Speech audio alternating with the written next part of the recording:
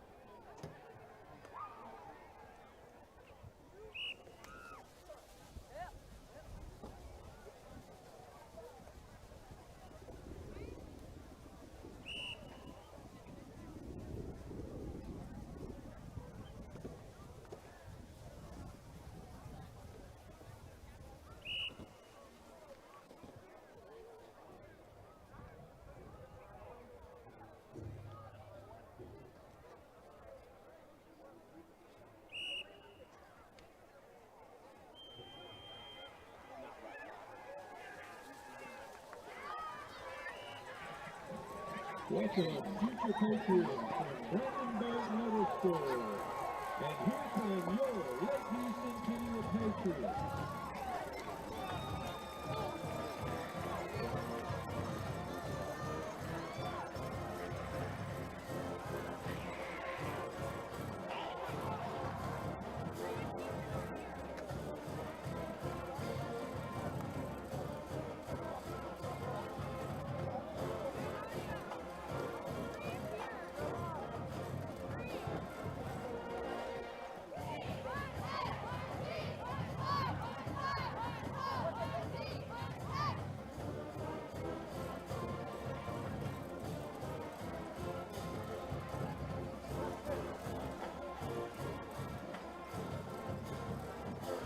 Meeting at midfield, the co-captains for the Naaman Forest Rangers, number 7, Angela Perez, number 32, Allie Vincent, number 54, Caroline Lynn, and number 58, Deshaun Bird. The co-captains for the Lakeview Centennial Patriots are number 1, Julia Spencer, number 2, Trenton Harris, number 6, Naaman Houston, and number 50, Valentine Keeney. We will hit you for 15. I promise you. We're gonna have fun. I want y'all to have fun. All right? Got a coin there that tails? That's heads. You thought heads, it came out tails. Lakeview Centennial has won the toss. You had the bird. Kick it from the block. Over here. Over here.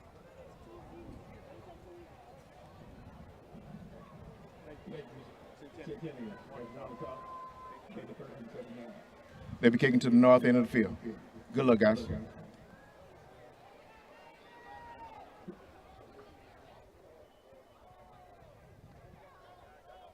Lakeview Centennial wins the toss and defers until the second half. Naaman Forest. All right, testing 1 2 3. Test 1 2 3. Testing 1 2 3. Test 1 2. Testing. Naaman Forest wins the toss. Except Lakeview won the toss.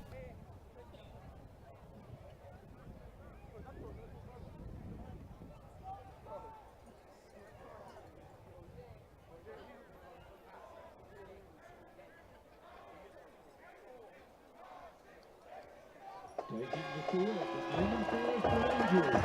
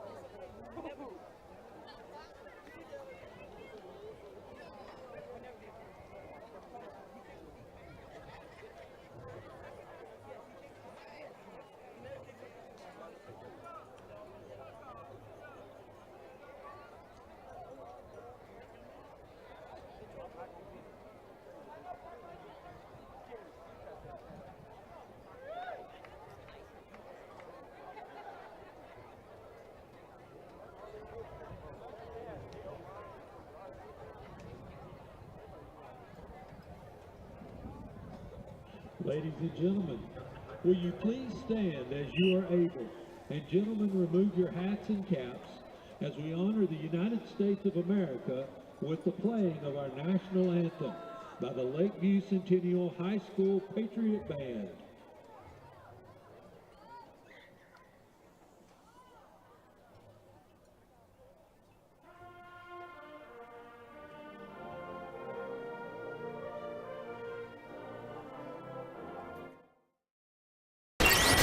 The following is a presentation of GRS TV. We set the bar high. On top, cause we so fly. Name in the bright lights. Looking like a star shot. We set the bar high. On top, cause we so fly. Name in the bright lights. Looking like a star shot.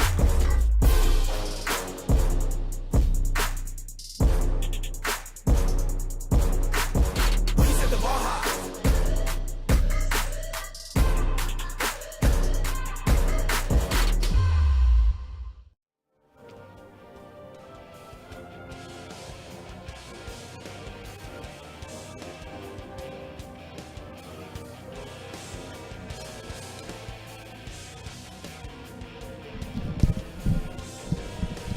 It's mid-October, and it is a pivotal time for a playoff chase. We've got a good one tonight from Homer B. Johnson Stadium as the Naaman Forest Rangers take on the Lakeview Patriots. Hello, everyone. Steve Reese, joined by my partner, Bobby George. Bobby, I tell you what, this is going to be a big one tonight. You know, both of these teams coming in, we've got Lakeview at 2-2 in district play, Naaman Forest at 1-2. Critical game tonight for these teams. Yeah, both teams, if whoever wins this will probably get that spot into the playoffs. So you lose this, it's going to be very critical. To win it is a big deal. And I tell you, they've got some great players on both sides of the team, both teams on this. But you got to focus in on last week with Naaman Forest coming off that really tough loss where they had a 17-point deficit in the first quarter. they come back in the fourth, tie it up with 22 seconds against Wiley, and then give the lead up on a 44-yard field goal attempt from Wiley to win the game. So they've had a great season so far. They had an early bye week. That's why they're 1-2. But that was a tough loss last week, so we'll see how they can respond. Yeah, and of course Lakeview comes off their big win against South Garland last week, and again moved their record to 2-2 in district play. So again, if they can pull this one out tonight, they'll move to 3-2. And I'm with you, Bobby. I think they'll be in a good position, for that playoff spot, that coveted playoff spot. So a good one tonight. As we take a look at Naaman Forest, you should see both teams come on the field. Perales, the quarterback, D'Angelo Perales, 3-year starter. He's going to be key for them tonight. Absolutely, and he's 6'2", 205. 6'2", 155. He's a big guy. He knows the offense, and he is surrounded by a great offensive line. They've got right tackle Trenton Garrett, left tackle Kenya Taylor. Both of them are SFA commits. Right guard Reggie Wilson. He's not committed yet, but he's got a lot of offers from Grambling State, Mississippi State. So they've got a lot of guys on that offensive line that can give him a lot of time to throw. Absolutely. So the Patriots won the toss, the opening toss. They deferred to the second half, so Naaman Forest will receive the ball there. Lakeview's going to defend the south goal. And, we talked about Perales. I tell you what, Kendrick Sanders, the quarterback for the Patriots, he's been looking better every week, Bobby. He's going to be key for them tonight, I believe. Kendrick Sanders got some good receivers, too. He can throw it around. He's got Jaden Anderson over there on the left side, a big-time receiver, and that's his go-to guy. They got they've got Julius Spencer over there. He's the big guy that he can throw to, 6'1", 165 pounds, and Trenton Harris. Those two guys are outstanding receivers, and if he can get the ball to him, and he's got a great arm, so he can get the ball to him, they're going to have a good night.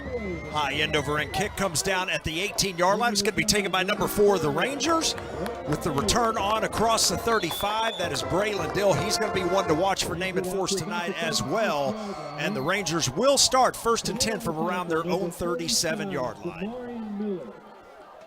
As we take a look at the Ranger offense, getting ready to come on the field again, they will be led on the field by number 7, D'Angelo Perales. We talked about him, of course, at quarterback, a 3-year starter for them. Really key for them tonight in this game against this tough Lakeview defense. Well, his father is the coach, so, he never gets away from the game. I mean, I'm sure at dinner, breakfast, lunch, it's always talking about this offense and how he can manipulate that thing to play good and get his guys the ball. I mean, and it shows out there all the time how good they are. Boy, the snap on first down goes to the deep back, number 32, Ali Vincent. And, boy, what a nice run for him to get this thing started. There is a penalty flag across the way, so we'll check it. But that was a gain of about 7 on first down. Penalty on the play.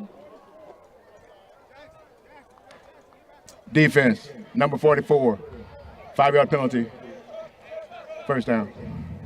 So they're going to get an offside call here against the Patriots. Let's take a look at that play, and you're going to see again number 32, Vincent. Boy, nice holes that time for the Ranger offense. And, Bobby, you mentioned it. They've got a really big offensive line, and, again, running the ball is going to be key for them tonight. Yeah, you got Reggie Wilson. I talked to you going to having D1 commits. I mean, they only have him listed here, Steve, at 6'7", 335. So he's got some size. Well, another handoff to number 32, Vincent. Looked like the same play. This time, different results as no gain on that carry. It's going to be 2nd down and 5 after, of course, that penalty yardage marked off for offside. Yeah, you see they just get that push, but you got guys in blue jerseys coming up filling the gaps, and that's what happened there. Held him to a small gain. Yeah, that was number 6, Naaman Houston, that came in and really hit him low that time. Knocked him off his feet, sets up the 2nd and 5. They're going to hand it off once again. Boy, up the middle. Here's another penalty flag. So it looks like he will have enough for the first down, but once again, we'll check this flag. They may get it for offside again. There is a penalty marker on the play.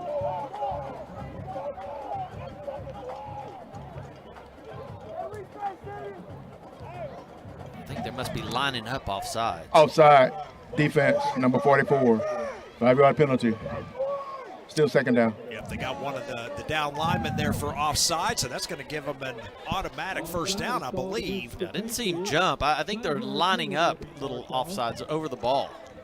Correction. Penalty's going to be declined. So they're going to go ahead and decline the penalty and First take down. the first down because there was a gain of 6 on that play, of course, by Vincent, the running back. Vincent, a really strong running back. Again, he is listed at 6 feet 210, so a load to bring down. And so far, he's got every carry in this ball game.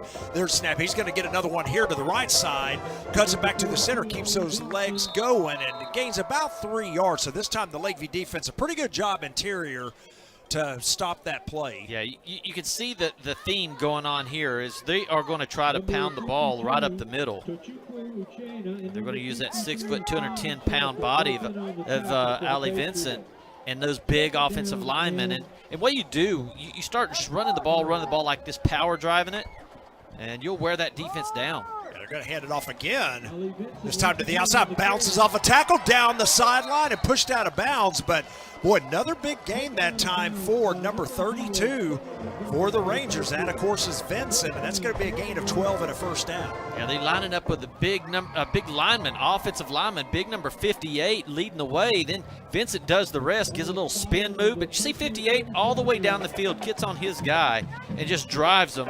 And, you know, he's got him in that's Bird. Deshaun Bird, and he's just lead blocking. There's a snap once again. The handoff to Vincent, this time to the right side. He's going to be drugged down by number 24, Jalen Allen of the Patriots. A gain of only 2, but well, I tell you what, and that is a new running back. So I said Vincent, but that was not Vincent. That was the new running back. That is Derek Obie. We've seen him a lot this year as well. Getting his first carry. But you see, they've got big number 58. Just leading the way, and they got that big offensive line. It's going to wear that defense down. Obie with the handoff again to the left side. Pretty big hole. He is going to have first down yardage to the 25. So we're seeing all runs now. Once again, a penalty flag laying it around the 35, or pardon me, the 37-yard line. But boy, another big hole this time. Obie with a nice run. Yeah, and you see big Deshaun Holding. Bird again. Offense, making number a 50. key block. 10-yard penalty from the previous spot. Second down. This will come back for holding, but yeah, you're right, Bobby. They're getting, you know, again, you said Deshaun Bird, number 58, in the backfield as a lead blocker, and so far it is working for them. Well, when you have, you know, in high school football, you got guys out there that are about 165, 170 pounds out there trying to make tackles, and then you've got this huge offensive line from Naaman, and then you're power driving it with Deshaun Bird. He's 245 pounds with a head start hitting you. That'll wear you out. Second down, 18 now for the Rangers after the holding penalty is marked off. Perales looking to throw for the first time tonight. He's just going to throw that one away. Takes a big hit. No penalty flag as he does get it away and out of bounds. It's going to be third down and long. Boy, as a coach, those things drive you crazy, Bobby. You know, you have a good drive going, then you get a holding call, and now all of a sudden you got a third down and long. Yeah, that's and what do, right? You get that holding call. It would have been like 2nd and 2, but now it's you try to throw the ball and no one was open. He has to roll out. The defense holds, and now it's 3rd and long, and now you're forced to throw the ball. You got to spread that offense out. Yeah, empty backfield. They're going to send a man in motion. Fakes the pitch. They're going to throw the screen. And, boy, that ball was tipped at the line by number 44, Jackson Wilson. That pass is going to fall incomplete. That's going to send on the Ranger punt unit to punt this one away. Yeah, I mean, what a play, because it would have opened up. Jackson Wilson just gets in the lane. They were going to try to do a little inside screen right there, but well covered by Lakeview. So a nice drive there for the Rangers that does stall by virtue of that holding penalty. Now they're going to have to punt it away to the Patriots. Return man for Lakeview standing at his 10-yard line. There's a high, nice punt. It's going to bounce and roll inside the 5, and the Rangers going to try to down it. Let's see if they do. I think they're going to mark him at the 2. Yeah, but what a beautiful punt that was. End straight up and then down. But you've still got to give the return man a room to catch the ball. And as he was coming to approach the ball, he gets nailed, knocked down, and that's going to be a penalty there. Yeah, they're talking about it here. The penalty flag is down.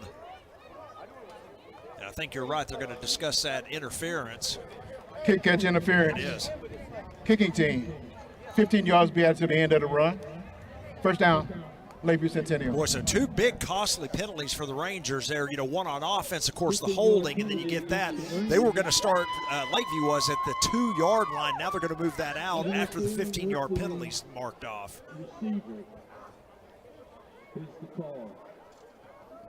Yeah, it's costly. They had a great drive going, holding call, like you said, and all of a sudden you're punting the ball away, and then you get a big unsportsmanlike conduct penalty. Of course, that's going to come out from the spot of the foul, which was at the 8. So this should come out to the 23, and that's where Lakeview, actually they're going to mark it at the 24. That's where the Lakeview offense comes on the field. Again, we mentioned number 10, Kendrick Sanders, is the quarterback. Here's a look at that replay again. You can see where they run into the returner. Yeah, he's like he did something good there by hitting him. They just got to learn not to do that. Kendrick Sanders, the quarterback for the Patriots, on the field. Again, he looked really good last week against South Garland. There's the snap. He's going to fake the handoff. He's got a lot of room out here to the right. And he's going to be tackled at around the 40-yard line, but not until he picks up 16 yards. Look at that. They get everybody going one way with a nice fake, and it was a designed run all the way. And they're going to get a lot of this tonight. Looks like Caden Key makes the tackle there. Sanders with a quick throw out, wide receiver screen to number 2. The catch is made inside, and then he's going to be tackled at around the 46-yard line as Trenton Harris. Yeah, that's who we were talking about earlier. They have Julius Spencer and Trenton Harris. Both of them are very big 6'1" type players that can catch the ball. If it gets around them, they can catch it and they can run. So, Naaman's going to have their hands full with those two guys. Second down, 4 now for the Patriots. Play action. He's going to throw a deep one-on-one to Spencer out here. Catch made. Boy, you can't drop it in any better than that. Wow. Again, he's a 6'1" player. He can catch anything that gets around him. Kendrick Sanders shows his arm off right there. Wow, perfect ball. Perfect catch. That's a tough catch. You're looking over your shoulder, trying to outrun the defender. 28-yard line. This time the inside handoff. Boy, and breaking through the line there is number 17. Gets pulled down at around the 21, but a nice run there for Prince Guerrero, their leading rusher. Yeah, so now you had the first play, Kendrick Sanders takes it.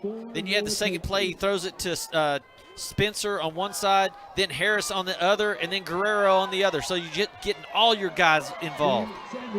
Kendrick takes it outside. Boy, what a nice quarterback scramble for him, as you saw Sanders that time pick up the first down. They're going to mark him down at around the 14, but watch this scramble. He's got a lot of time. He gets a good rush, and just keep your head going, hands going, and your eyes up and your feet moving.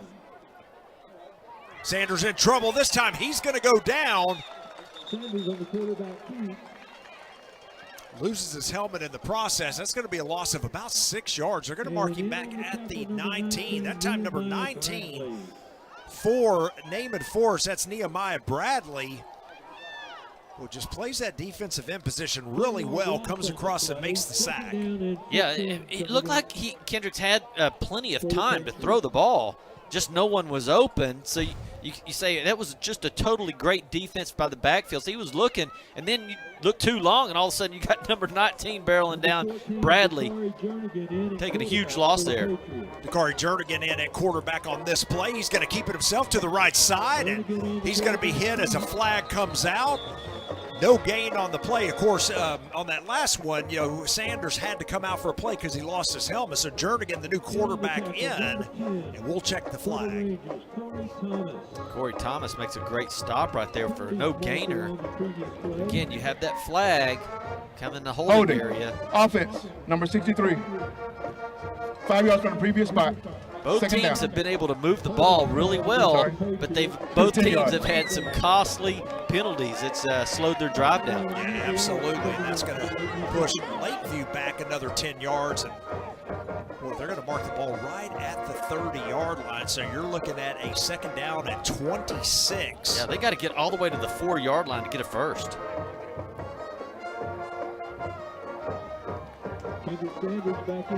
Sanders back in at quarterback. There's a snap. They're going to hand it off. Oh, boy, he is going to be stacked up and taken down. That's Guerrero with the carry, but big number 44 that time, Courtney Jones with the tackle.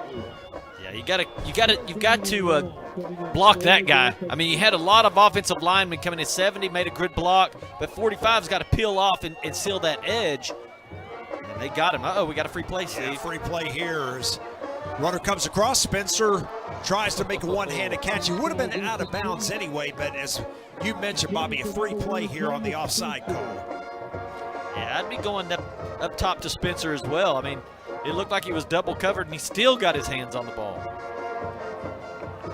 Offside. Defense, number 12. 5-yard penalty for the previous spot. Still third down. So that 5-yard penalty stepped off. It's going to mark the ball at around the 25-yard line. So again, third down 21 coming up now.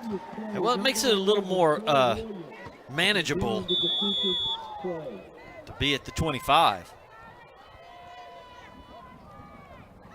There's your snap. Low snap, Sanders takes it, got some time, nice steps up, throws it out to number 2. That is Trenton Harris. He's going to get all the way down to the 10.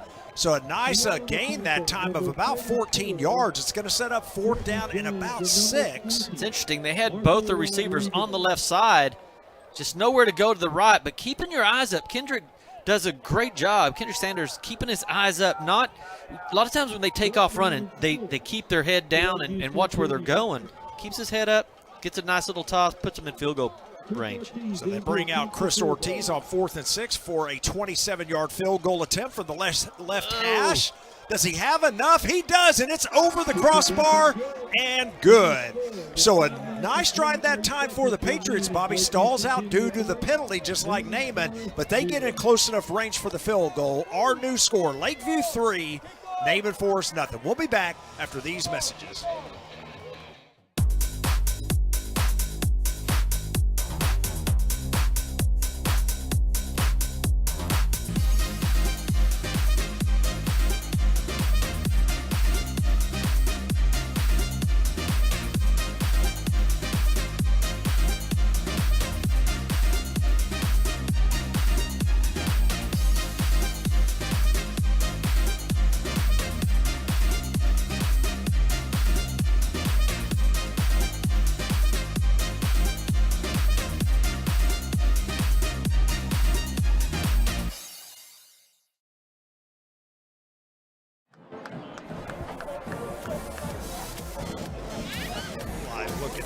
As we are back here, 5:23 remaining in the first quarter. Lakeview on top 3-0.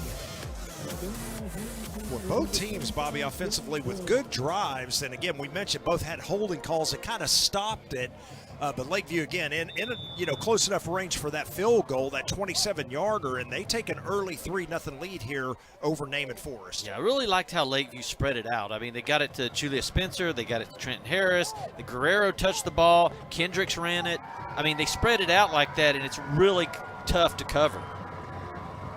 3 return men back deep, a high end over end kick going to be taken at the 16-yard line. Oh, and losing the ball. And Lakeview thinks they have it. That was Braylon Dill on the return. He fumbles, and the Patriots do indeed recover. Oh, man, that's big time right there. Special teams play of the week. And he just rips it out. Yeah, looked like just kind of grabbed his arm and pulled it. Javion Willis gets that one.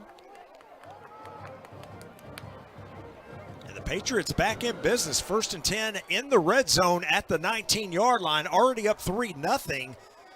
See if they go to the end zone here right off the bat, and they don't. They're going to hand it off. Boy, coming through the line is big number 32. Of course, we saw him running the ball on their first possession offensively, but that's Allie Vinson there with the big tackle. Yeah, I mean, he is coming to play. They do have him listed as a running back and linebacker, but he got through the line so fast, they're lucky they got the handoff on. Loss of 4 on the play, 2nd and 14. There's a snap to Sanders. Play action. He throws it. He's got a man wide open. That is number 3, cutting it back outside. He's going to be close to first down yardage, about a yard shy, it appears. There is a penalty flag. They're on the far sideline. That catch made, of course, by George Ziegler.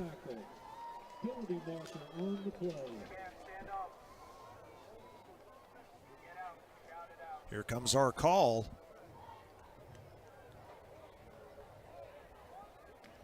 Ineligible receiver downfield. Number 3 on the offense. He was covered up by the wideout. So an ineligible receiver downfield, as you heard. Ziegler, the young man that caught the ball, was covered. Yeah, that'll drive you crazy as a coach, because you know you've went over formations over and over. That wideout has to come off a yard off of your tight end, which Ziegler was. He was spread out in the slot. So that penalty yardage marked off all the way back to the 34. So another costly penalty here offensively. There's a snap. Sanders straight drop back. He's got time, throws it across the middle, and that ball's almost picked off. Boy, little high. He was looking for Ziegler, and in and out of the hands of the free safety back there. That is number 1, Jaden Anderson. And boy, mad at himself, Bobby, that he didn't come up with it. Yeah, I think Kendrick Sanders got caught up with throwing it to Ziegler or going ahead and throwing it deep to Julius Spencer, because he was wide open on the post. And I think he thought right at the last second to bring it down. That's why he overthrew it. 3rd down and 26. They're going to look for Spencer, and it was right there. What a great throw again, but just off the fingertips of Spencer. They can't connect, and it's going to set up 4th down. Oh, he wished he had that one over. What just it drops it right in the basket. Oh, reaching. Tough catch. Yeah, really tough. Any of those over-the-shoulder catches, very hard to do. And boy, nice throw by Sanders. And again, just could not reel it in that time was number 1, Julius Spencer. So Naaman dodged a bullet right there, because that ball Absolutely. was there. That could have been a touchdown. And they also dodged the bullet on the fumble on the return. So here's a high kick. It's going to bounce and go into the end zone for a touchback. Again, Lakeview started that on the 19-yard line, Bobby, and come away with no points. Yeah, I say that's a victory for that Naaman defense right there. Yeah, absolutely. So the Naaman offense back on the field. No harm, no foul, as again, Patriots had to kick that one away. Rangers up 3-0 in this game. 4:23 remaining in the first quarter at Homer B. Johnson Stadium.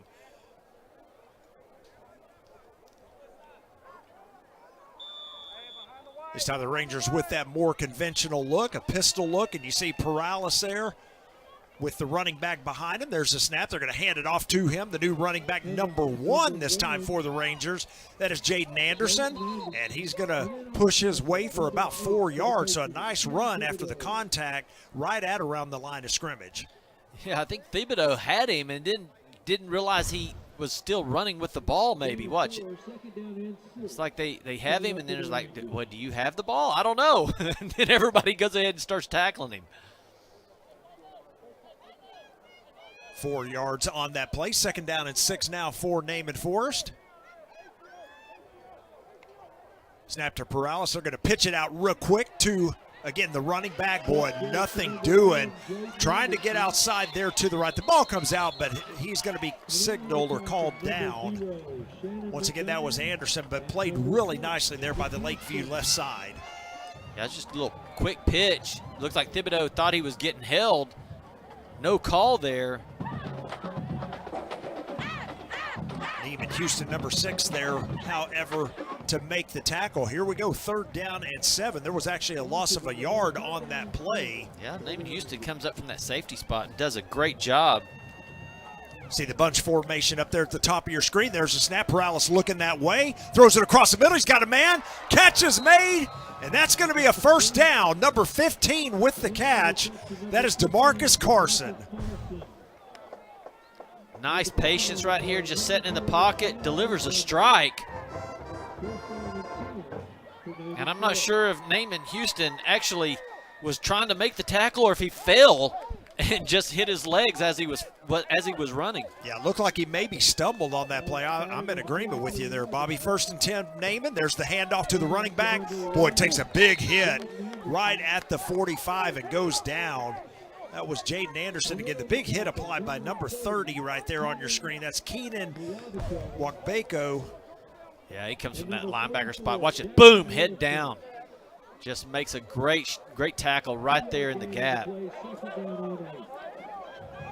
Naaman Force moving quickly here. 2nd down and 8.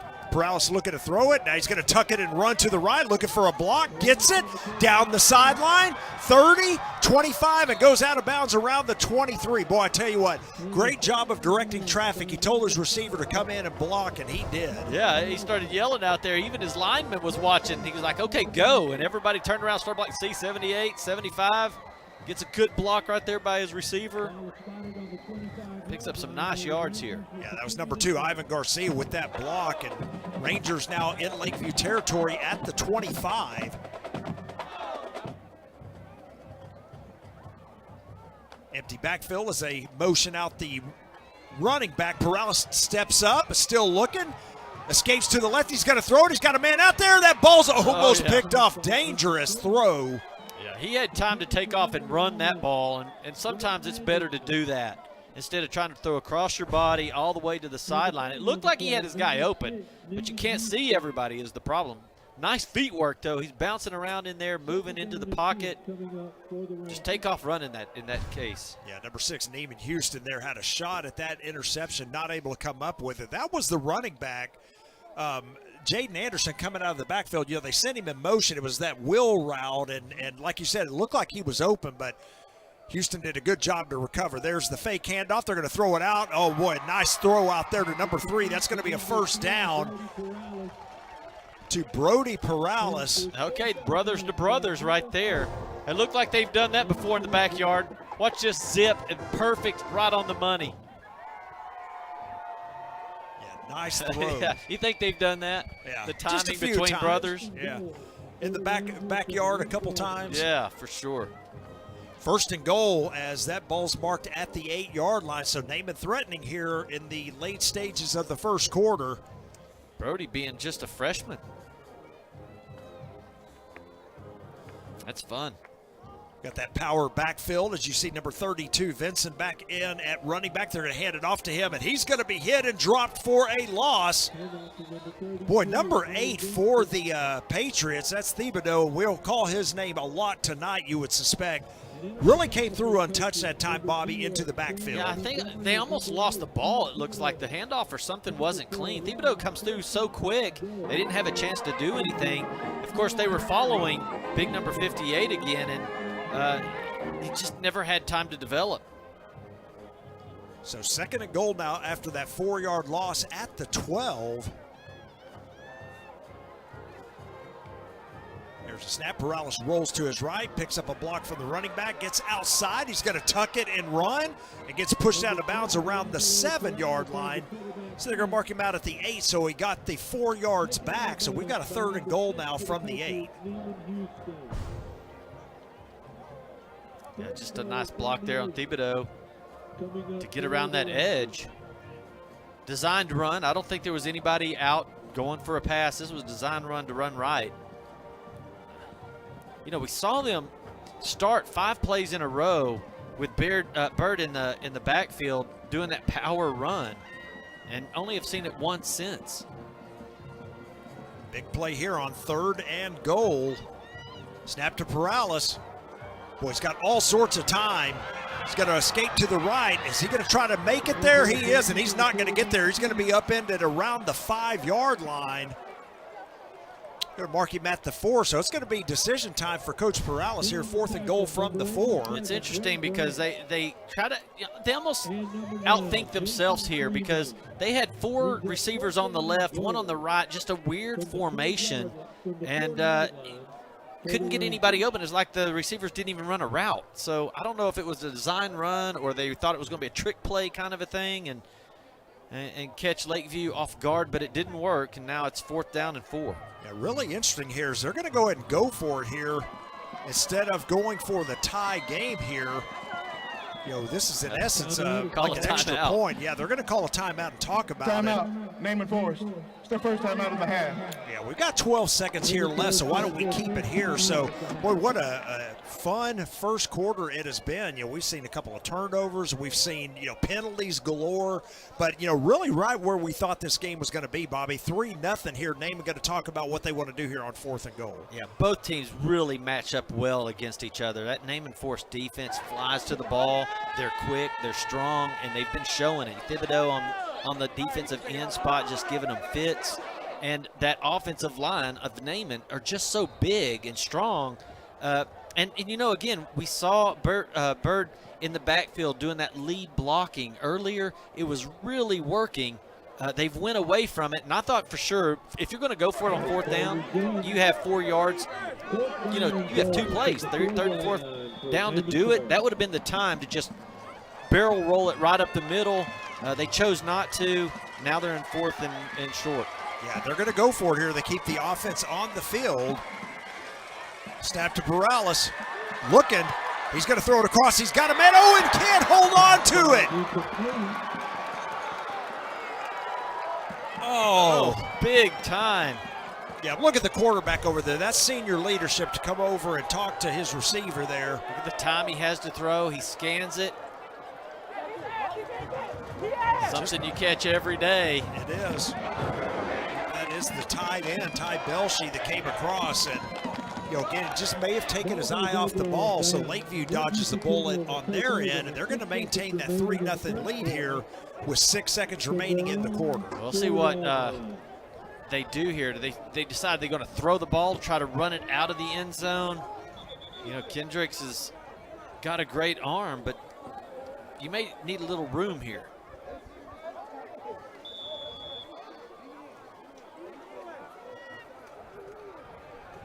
There's a snap. They're going to hand the ball off. This should be the final play of the quarter. Stacked up and falls forward maybe for a yard, but there is the horn, and we have come to the end of 1 quarter of play here at Homer B. Johnson Stadium. A good game thus far. Our score, Lakeview 3, Naaman Forest 0. We'll be back after these messages on GRS TV. Este es nuestro distrito, un distrito de legado y oportunidades. Venimos de país en país de diversas comunidades, but we come together as one. Llevamos nuestras raíces en la sangre y estamos determinados a avanzar. Aquí todos somos familia. We are family. Somos Garland ISD. Esta es nuestra marca, representando tu cultura y tu voz. Un espacio creado para nuestra gente en nuestro idioma. ¡Qué orgullo ser hispano! ¡Qué orgullo ser Garland ISD!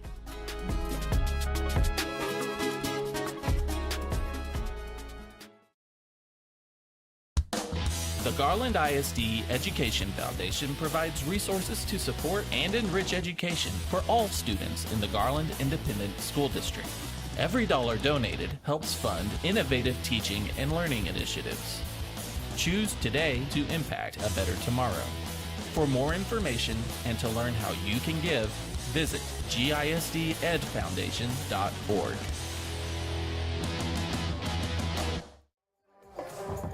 Back at Homer B. Johnson Stadium for the start of our second quarter. Lakeview on top 3-0. They've got a 2nd down and 9 here. Ball at the 5-yard line. There's a snap. Gonna hand it off, trying to get outside, and that may be a safety. I don't think he got out of the end zone. Well, sure didn't look like it. There's the call for the safety, and well, we've got one of those odd 3-2 scores. Well, an interesting play call here. It took a long time for the handoff to take place. Yeah, and Ollie Vincent just comes in there and makes a great play on the ball. So the safety will give Naaman Forest 2 points, and our new score now 3-2. So of course, free kick coming up here for Lakeview. They're going to be able to kick it from their 20. You know, that's one of the reasons why you go in there and you think, oh, I have 2 plays to get into the end zone, because if you don't make it, you're at the 1-yard line basically, and then all of a sudden you don't get out of the end zone and you catch a safety and you get the ball back. So You know, it always looks good. Coach Perales over there, it always looks good once it turns out in your favor. So again, the Patriots are going to kick it from a tee, it appears. You get your option to kick from a tee or punt it away on a safety. They're going to kick it from the tee from the 20-yard line. But again, Naaman's going to get the ball back here, and you would think pretty good field position. Number 82, Chris Ortiz. 3-2, Bobby. One of those fun scores you see from time to time in football. Look at the Naaman Forest band. They having fun out there tonight. The weather's perfect. Nice and cool outside. Low humidity. Not much wind. I mean, it's a perfect night for football. Yes, it is. Of course, everybody's fixing to go on fall break. Naaman Forest drops 3 back to return this kick.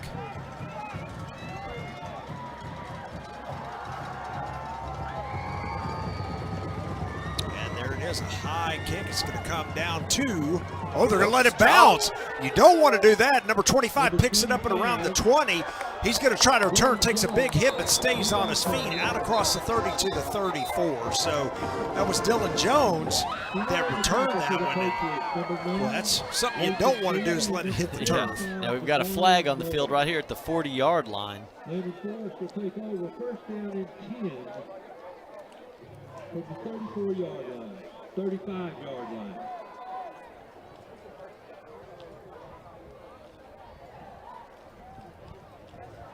Holding. Return team, number 44. 10 yards from the end of the run. First down, Naaman Forest.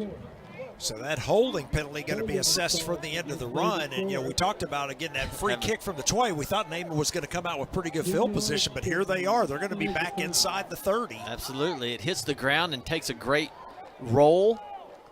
And then you get another 10 yards on a penalty, and it puts them out on the 25-yard line. So 1st and 10 here for Naaman Forest. They are just 1 point down now, or score 3-2 after that safety. And the Naaman offense back on the field. 24-yard line where Naaman Forest will take over 1st and 10.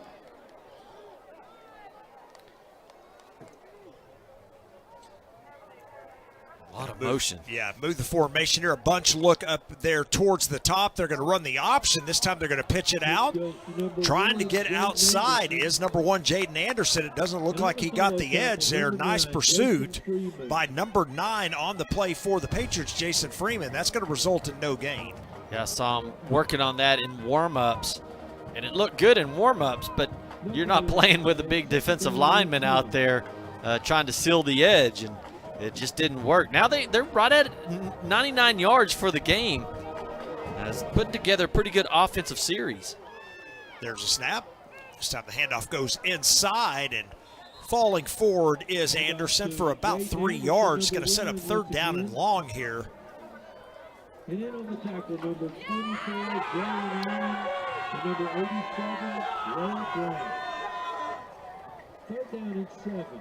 What do you do here? I know they love to throw the ball here. Perales has got the arm. He's got some good receivers. Got to watch for Anderson out here, number 1.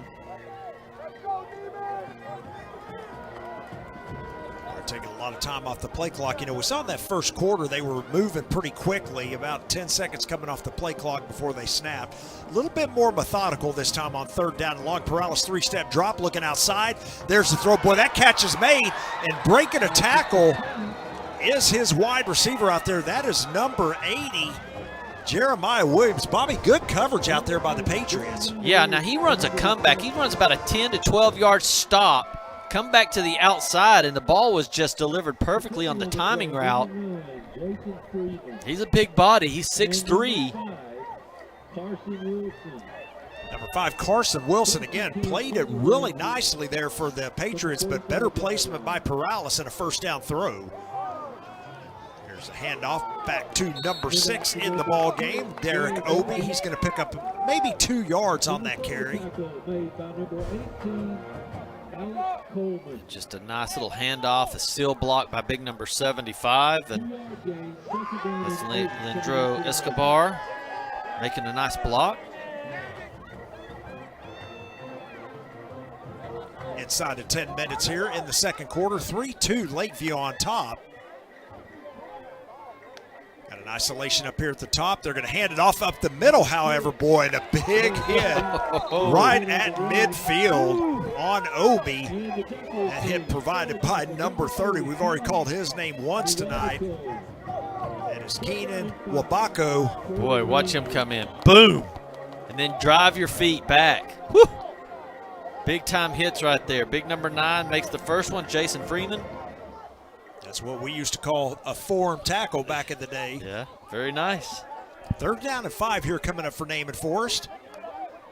There's a snap. Perales looking to throw it. Got all sorts of time. Throws it across the middle. He's got his man. Garcia makes the catch inside the 25 and taken down at the 21.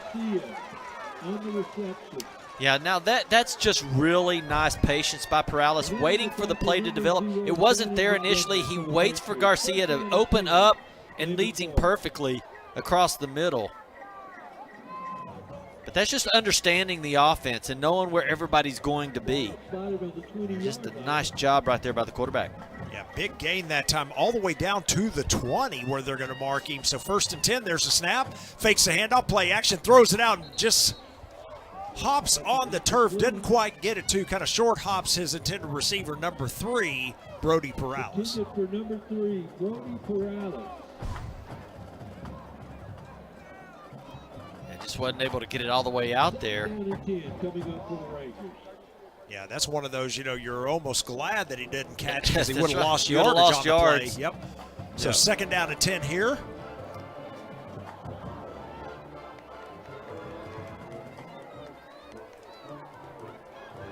There's a man in motion. Snap the ball, hand off to Derek. Obi, big hole to the left side, 10, 5, and knocked out of bounds at the 2. It's going to be 1st and goal. However, there is a penalty flag sitting back at the 19. Of course. Seems like every play. Personal foul.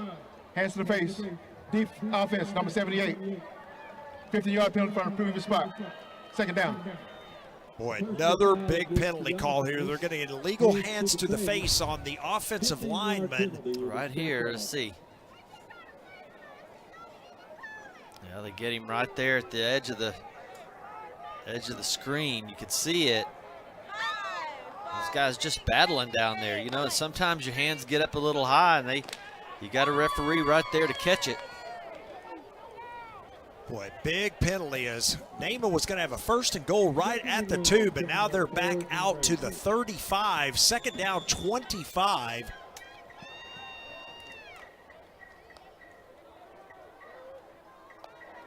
There's your snap to Perales. Well, he's in some trouble looking to run here. He's got some room out here.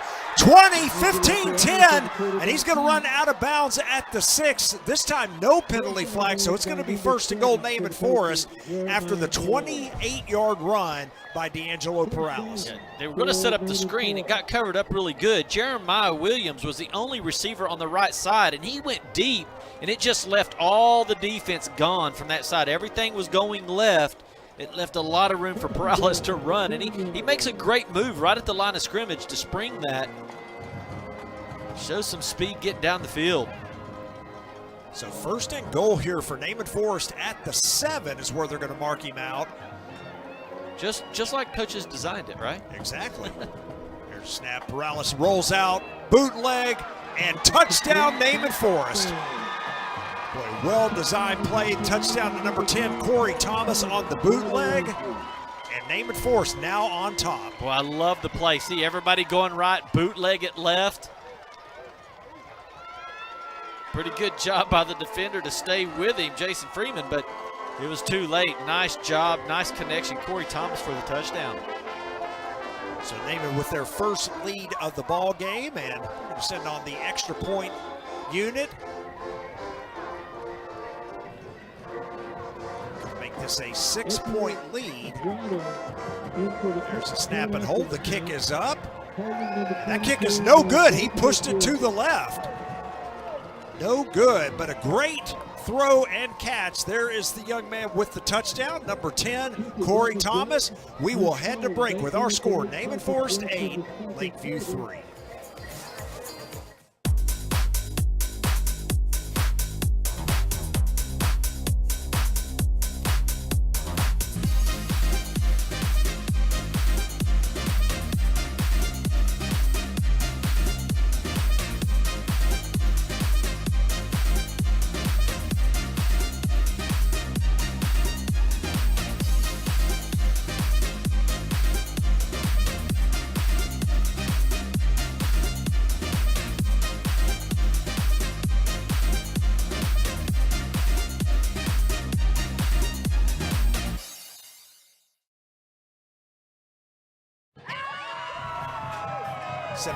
Play drive for Naaman Forest, and they have taken their first lead of the game, 8-3 with 8:08 remaining until half. That bootleg was set up all game long. When they put number 58 in there to lead block out of the backfield, Bird, then every time they've ran that, they've handed the ball off every time. And then all of a sudden you put him in the game, everybody thinks it's going to be a handoff, and you bootleg it the other way.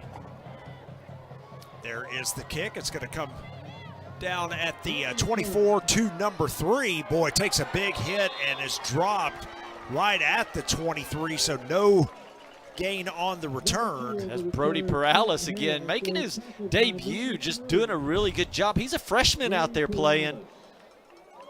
Comes in a little bit on special teams, comes through and just, watch this, boom, just a nice tackle.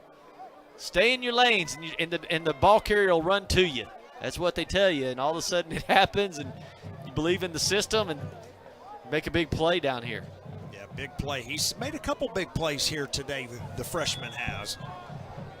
So let's see if the Patriots can respond here as they are back on the field on offense. Sanders, boy, nice throw that time to number 2, Trenton Harris. That's going to pick up 11 and a first down. And on the solo tackle, number 32, Ollie Benson. Sanders just says, come on. Sanders, just that easy. Just throw it to me every time. Straight drop back this time. They're looking for the screen across the middle. He's got him. Cutting it back to the outside. A penalty flag comes out late. That is Trenton Harris with the catch all the way down to the Naaman 45. But, of course, we will check this penalty. Beautiful design play where Harris comes from the right to the left. Number 16. Check out penalty from the spot of the foul. First down. So the penalty will negate that play as well. And look, boy, Lakeview's had some real costly penalties here in this first half. That would have been a nice gain all the way in Lakeview, or pardon me, into Naaman territory. But again, by virtue of the penalty, that's going to push them back all the way to the 35, sets up a 1st and 10.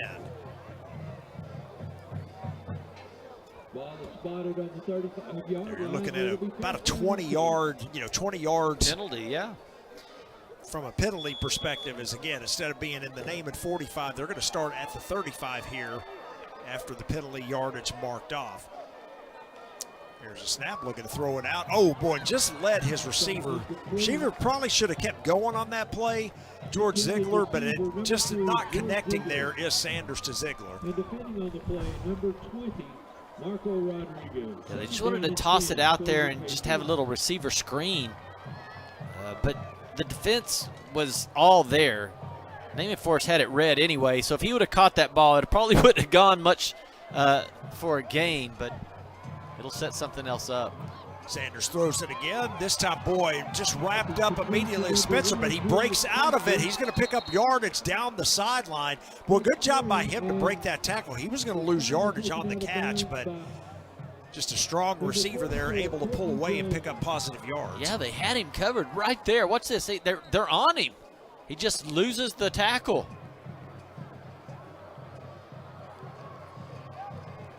Got to hang on. So gain of 3 after the play. 3rd down and 7. A big 3rd down here for the Patriots.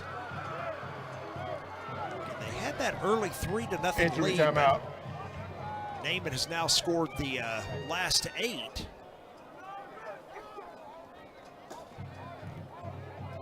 And a momentary timeout there, official timeout, but now we are ready to get play back underway. 3rd down and 7. Snap to Sanders, straight drop back. He's going to tuck it and run it this time, and he's going to be close, but I think he's going to be about a yard shy. They're going to mark him right at the 44, so it's going to be 4th down and 1 for the Patriots. Uh-oh, now what do you do? Well, it's still a 1-possession game. If it's me, I kick this one away, but Lakeview looks like they're going to keep the offense on the field. Well, you got to get up there and do it fast before that defense can set up. So 4th and 1 here. Patriots look to be going for it. Well, you'd like to just see them get up under center and just take it and just rush up. There's a snap. They're going to hand it off. He gets hit in the backfield, and he's going to lose yardage. And Naaman Forrest going to take over at the 40. We've seen Big 58 play both sides of the ball, and no bigger play than that one. Boom. Ball goes over on down. Hello, you just ran into the bird. Lakeview has an injured player down as well. Come out for an injured player. I believe that's the running back that's down. So the training staff comes out to take a look at him. Why don't we take a quick break with him? We've got 6:38 remaining until half. Our score, Naaman Forest 8, Lakeview 3.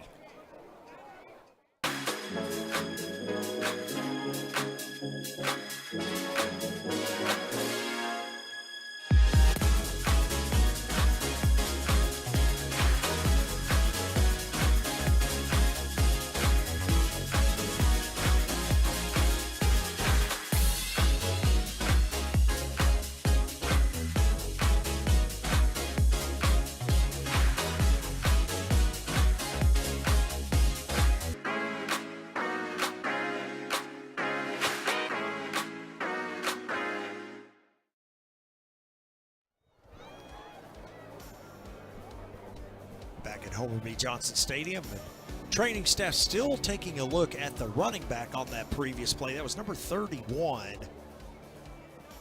As Donovan Cooper. He is up on his feet.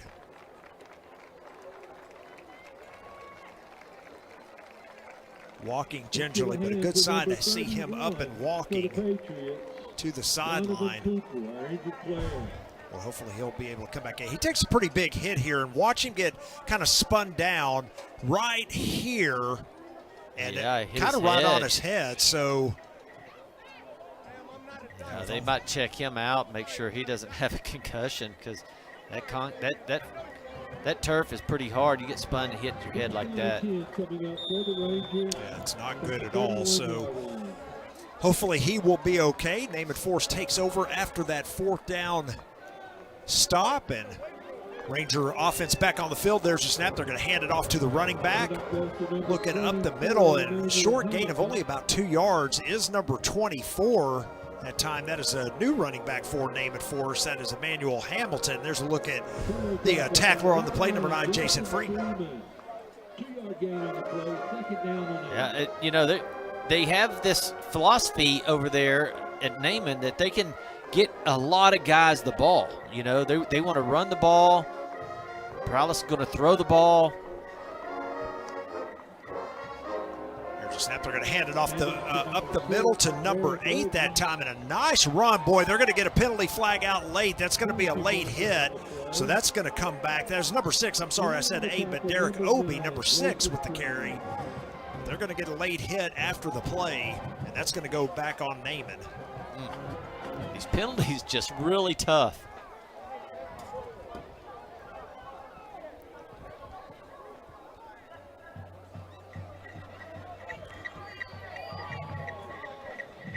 Dead ball. Unnecessary roughness. Offense, number 54. 15-yard penalty.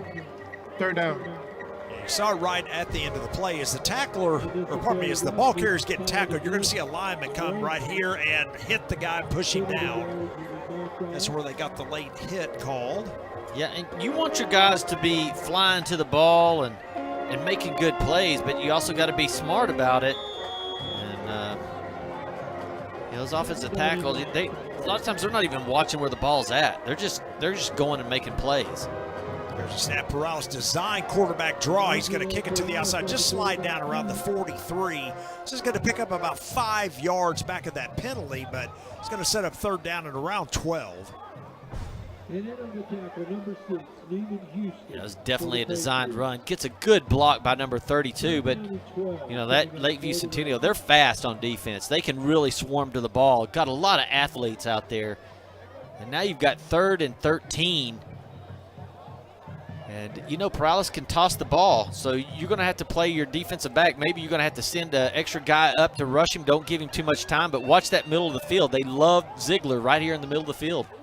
There's a snap, empty backfield. Perales looking, got time, still looking. He's going to run to the right. He's going to throw it out. He's got a man, and he is going to pick up a first down. Number 80 with the catch and the first down yards, Jeremiah Williams. That's a gain of 13 and a first down. Well, that's 2 huge plays Williams has made. Sometimes when the play isn't there, you've got to show your jersey, show your chest, your numbers to the quarterback so that he can find you. And he's 6'3", so he's out there. He comes back to his quarterback, picks up the first down. 2 big plays Williams has made this game. 1st and 10 at the 30-yard line of Lakeview. Naaman driving once again, up 8-3 here in this first half. There's the snap. Fakes the handoff. Perales keeps it himself to the right side, still on his feet, going to pick up about 8. And in on the tackle, number 24, Jalen. Coach Perales has figured something out on this Lakeview defense where they want to expose that right size and have Perales run the ball. They've had a couple of design plays running to the right. And he's been doing. He's picking up a lot of yards, picking up those necessary yards. Like, you let your running back do some, your receivers do some, but you got to get these necessary yards. And Perales is the one picking those up. 2nd down is short. Boy, low snap. Perales just going to tuck it and run. Tries to get outside. He's going to have a first down and then pushed out of bounds around the 19. So just enough yardage, a gain of 3, and that will move the chains. Yeah, there's those yards again. He's picked up 7 and then 3. He gets the first down for you.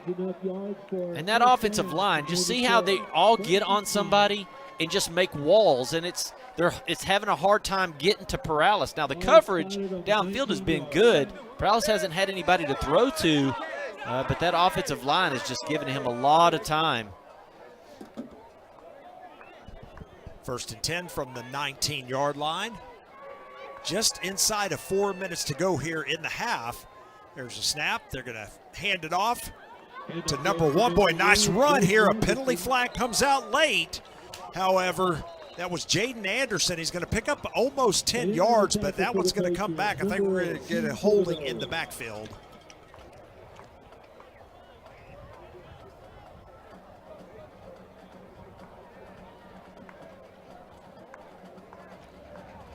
Holding, offense, number 50, 10-yard penalty, 3rd down. So that will negate that big run. Now, he said 3rd down, but it is 1st down. You get the holding right there. Tough call. Yeah, I mean, seems like you could get those calls all the time.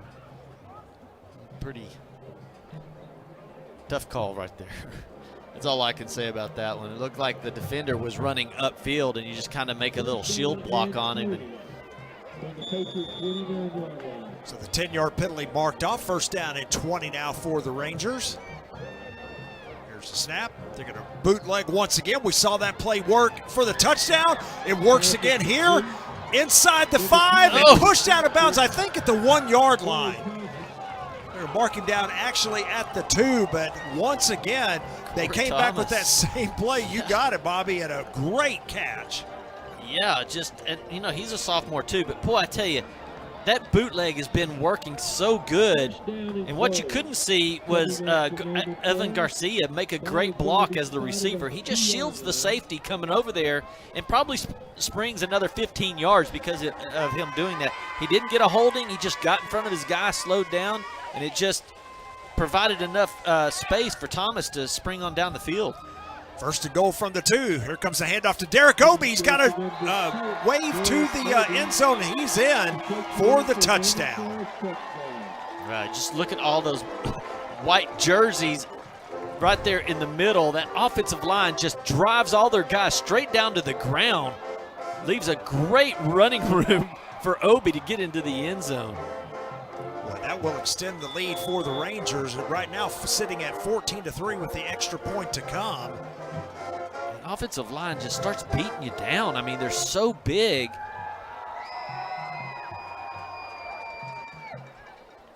Swing and gate look here on this extra point attempt.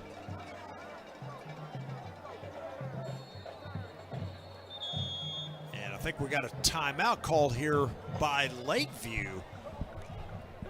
Timeout, Lakeview Centennial. Step first. So timeout here on the extra point attempt. Why don't we keep it here, Bobby? I tell you, go back again. Lakeview had the ball 4th and 1 in their own end, and they elected to go for it here. It did not work out. They got stopped, and so that kind of set up Naaman Forest here to go up now by 2 scores. Yeah, it's one of those that if you get it, it's okay. The coach is all the hero. But if you don't, you give the ball to Naaman inside their own territory, and then all of a sudden they go up another touchdown on you. So, and you've got to think that Naaman's offense, the way that Paralis runs it, with those big offensive line, they've got Obi running the ball with that offensive line. Paralis is able to throw it around a little bit, but then he'll take off running. So it's a real dangerous offense, and they take a lot of time off the clock. Yeah. You know, it's not real quick offense, quick scores. But when you take 5 minutes off the clock, it doesn't leave you with a whole lot of time to catch up to them. And so giving them the ball on the inside in your side of the territory, it's a pretty tough ask for your defense.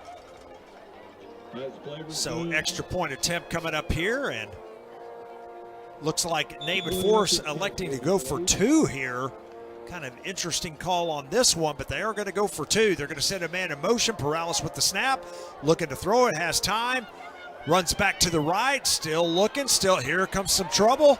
Throws towards the end zone. That ball's tipped and almost caught, but falls incomplete. So a lot going on that 2-point conversion, but it does fall incomplete. Our new score with 3:32 remaining until half. Naaman Forest 14, Lakeview 3. We'll be right back after these messages.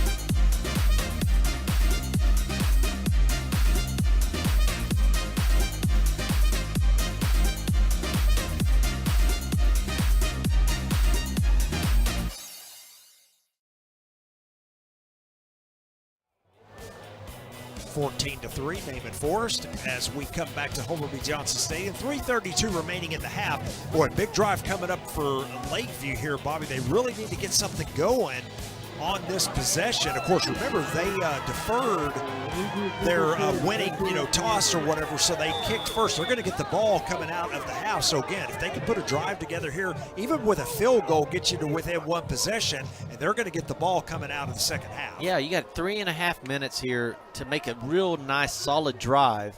Get down inside that Naaman Forest side and maybe score. Yeah, you've got something going there. Joey Spencer, number 1, with the return. He's going to cut it back all the way across, trying to outrun the defender. He gets there to the edge. Penalty flag comes out. Spencer is going to be across midfield to the 45, but we will check this flag. Yeah, it's going to be all the way back to the 35-yard line. Doesn't it seem like every kickoff there's a penalty? Yeah. I mean, every single kickoff.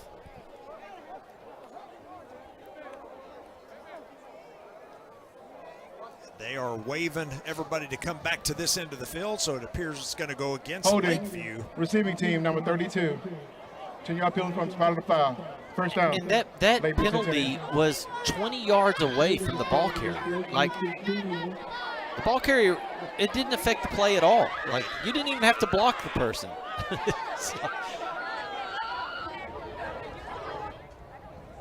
So the penalty yardage is going to be moved all the way back to the 23. So again, another scenario where Lakeview was going to have the ball in Naaman territory.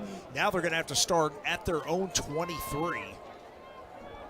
But again, plenty of time here for the Lakeview offense. See if they can put some things together here, put some points on the board, and boy, really set up a great second half coming up. There's a snap. Sanders hands off, boy. Oh, he's losing the ball. Naaman's still trying to get it here. Ball is still loose.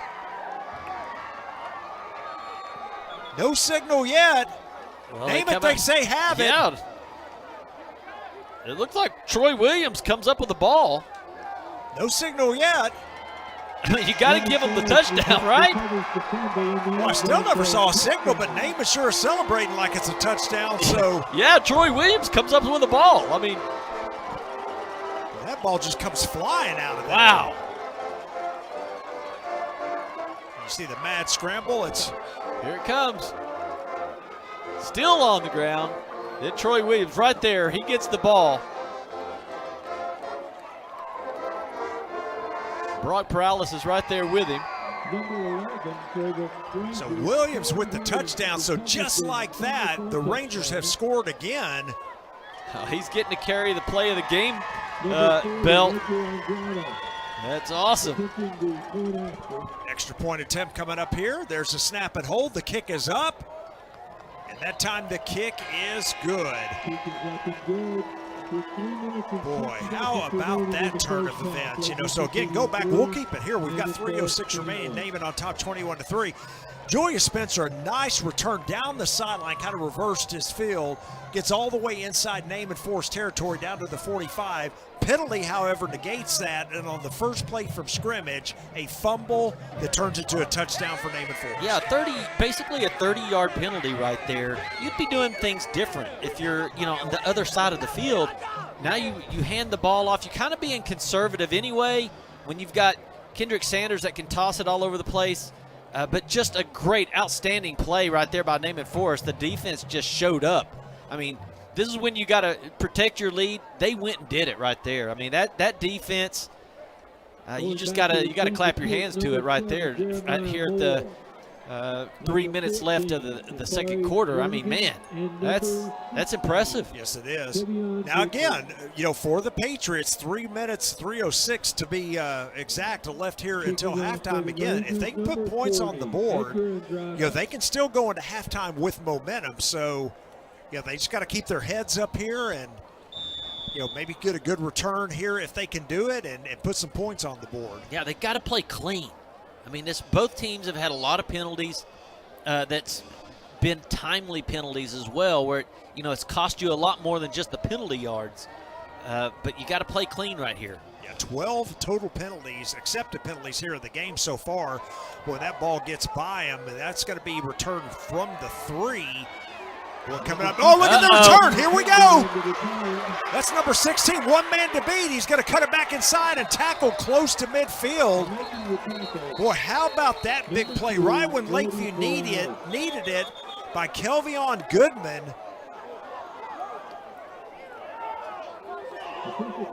We got an injured Naaman Forest player on the field, but boy, it looked like, disaster once again, Bobby, but what a return.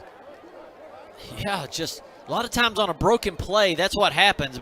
Brody Paralysis having to save the touchdown right here.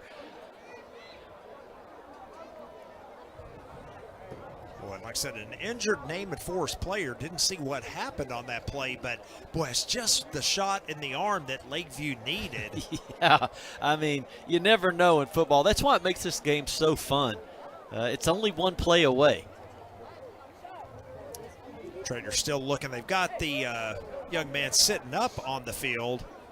Looks like that's number 40 for the Rangers. It is indeed. And this is Edgar Andrade. Certainly in some discomfort there, but boy, again, a big play by Lakeview. And one thing, I'm not sure if you noticed there from the highlight, but not only did it bounce back, inside the 5 all the way down to the 2, but it was the a return live man, ball. He almost slipped. I know. And if he slips there and takes a knee, Lakeview's starting at their own 2-3 yard line, but able to keep his feet, and then that nice return close to midfield. as they get Andrade up on his feet, so that's a good sign. Let's give this young man a hand of applause.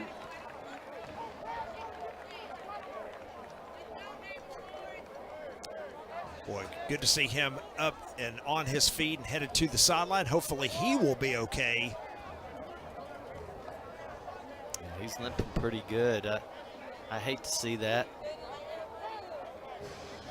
As of everyone does. I mean, it's Lakeview will take over tough. first down and 10 from their own 48. So the Lakeview offense on the field again, maybe a little bit of life now, maybe momentum hopefully shifting back in their case, back to them.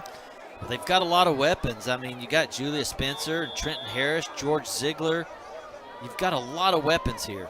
There's a snap. Sanders 5-step drop. He's going to roll out to his right. He's got a lot of room out here. He's going to throw it. Oh, and just short hops the intended receiver, number 3, Ziegler. And boy, that's one he maybe should have just tucked it and ran. He had a lot of open field out here to the right. He had a lot of time to throw it. Good job by that offensive line.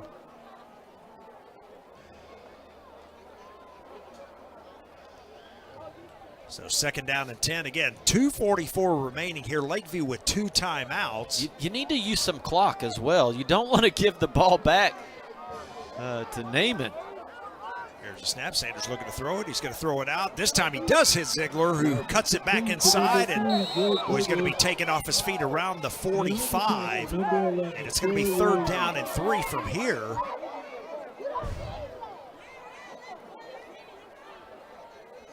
The main thing here is to pick up the 4 yards and get a first down here. Just a nice stop right there by the defense. Got to keep the clock running. Double wing formation. There's the snap. Fakes the handoff. Here comes pressure. He's going to roll out of it. Still looking. Throws it deep. And that ball's picked off. And guess who it is, Bobby? Brody Paralysis. That is Brody Paralysis. He's having a game. He showed up tonight. He's had a catch on offense, a touchdown-saving kickoff return right here on this possession. Gets up, lines up on defense over there, and gets a pick. Looking for Trenton Harris, number 2, but Paralysis just undercuts it.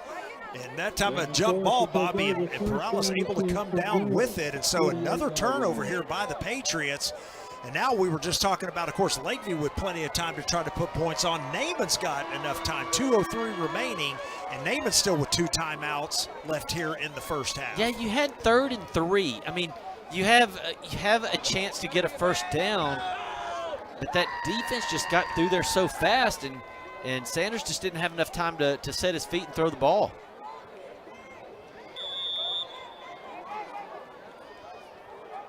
So 1st and 10, Naaman Forest here. Boy, big first half for the Naaman Forest offense. I think they're going to end up having to take a timeout here if they don't get set. Yep. 8 seconds left on the play clock.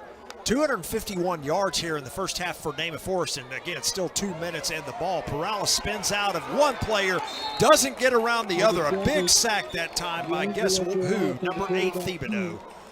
Yeah, he's having a great game over there on that left defensive end spot. He was just beat his man and then just kept putting the pressure on Paralysis. Paralysis wanting to throw the ball away right there. He just couldn't get his arm up in order to do it. Thibodeau just getting his hands on that shoulder and throwing him down. Big loss right there, big play. Results of play, 2nd down.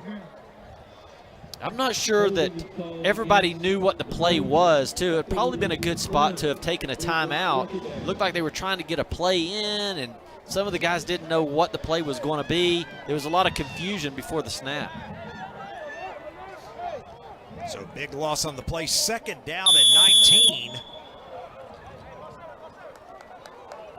Clock continues to run. Let's see if they go ahead and run it here and run clock. There's the snap, and they do indeed hand the ball. Boy, nice spin move to the outside. Stay in bounds. That's not what you want to do. It was number 1, Jaden Anderson. Taken out by number 0, Shannon Montgomery. Yeah, watch this little outside man just spin. Here I am, there I'm not. You got to stay in bounds right there, though. If you're wanting to run the clock out, if not, they might be thinking, hey, let's get out of bounds. Let's score here. Yeah, 3rd down and 11. A big 3rd down coming up here. I mean, their defense have really been able to hold Lakeview Centennial. So maybe they think, hey, we can score. You got a minute and a half. Let's try to get it in the end zone. They got a trips right formation going here, spreading it way out. There's a snap. They're going to hand the ball up the middle. Once again, that was Anderson. And now let's see if Lakeview calls a timeout here. Yeah, they're going to get a penalty on the outside. They had that trips up there just to spread the defense out, so you can hand the ball off. But then they started playing tug of war with each other's face masks out there, and now you got flags. Yeah, some of that unnecessary stuff, and let's see what the calls are. Personal foul, hands to the face, offense, number 2, 15-yard penalty, 3rd down. So they're going to get that hands to the face call on the offense, and that's a big penalty here. Yeah, I'm surprised it's not on both teams. You see them up there on the top of your screen, see them pulling and pushing each other. Both of them had the face masks, but a lot of times the referees only see what happens last, and they probably got caught here. So 3rd down and long coming up here for Naaman Forest. 3rd and 25 to be exact. Now this is where maybe you get back out there and let Paralis dance around, or you hand the ball off and keep the clock running. Yeah, clock is running right now, so see if Naaman lets as much time run off this as possible before they snap it. Oh, they're going to go ahead and snap it and design quarterback draw here. Paralis going to get as much as he can all the way to the original line of scrimmage at the 48th. This is going to set up 4th down and 10. Let's see if Lakeview calls a timeout. And I believe they have. Timeout, Lakeview Centennial. Just a second.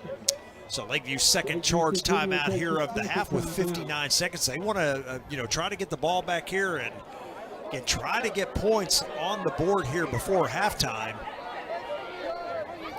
You can see it's homecoming out here. Look at these moms. That's fun. Yeah, nice and pretty. Got pink and that gold glitter. Some of those things are bigger than the girls wearing them. Bobby, we're old enough, of course, back in our day, the mom was real little, just right there. Yeah, you can wear it around at school. Now, oh, yeah. Now you have to have it on a backpack.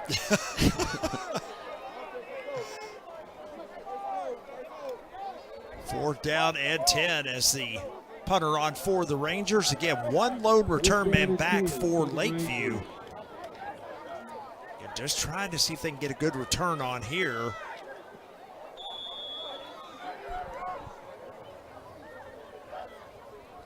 Well, high snap, but punter able to grab it. Now, boy, look at that booming high kick. It's going to bounce. Oh, hits a Ranger player on the head. And it's going to be down right there at the 26-yard line. So Lakeview's going to have 74 yards to go with 50 seconds remaining and one timeout. Boy, he got a great boot on it, but watch this. Boink, right there. It looked like a soccer headbutt. They had to recover it quick. But that ball may have it would have been down around the 5 or 10 yard line most likely if it wouldn't have hit his head. For sure. All right, so here come the Patriots again. 50 seconds remaining. 1st and 10. They've got one timeout left. Trail in this game by 18 points. 21-3, Naaman on top. Naaman's dropped a lot of guys back. They got 2 deep here. Just try not to get beat deep. There's a throw across the middle, a little high, looking for Harris. Pass falls incomplete. I tell you, that defensive line is just coming in with power right now. I mean, they're bull rushing, and Kendrick Sanders just don't have enough time. Look at this right here, boom, just runs right over the running back coming in there. It looks like Naaman Forest came to play tonight. Yeah, Naaman Forest looking to even up their district record at 2-2. There's a snap. Sanders throws it. Catch is made. Boy, nice throw and catch that time to Trent Harris. He's going to pick up the 1st down at the 45-yard line. And we'll stop the clock momentarily while they reset the chains. I thought he was across the line of scrimmage when he threw that one. Apparently not. Gets the pass and pick it up. Wide receiver screen this time to Harris. Oh, and he Ball's loses out. the football. Naaman has it. Once again, that is Deal. Braylon Deal still on his feet. Oh, my Down goodness. the Here we go. They're sideline. going to go all the way. And he's going to be knocked down at the 10-yard line, but there's 17 seconds left. And what my eyes do is they start scanning the field for flags, and boom, right there at the 25-yard line, there's one.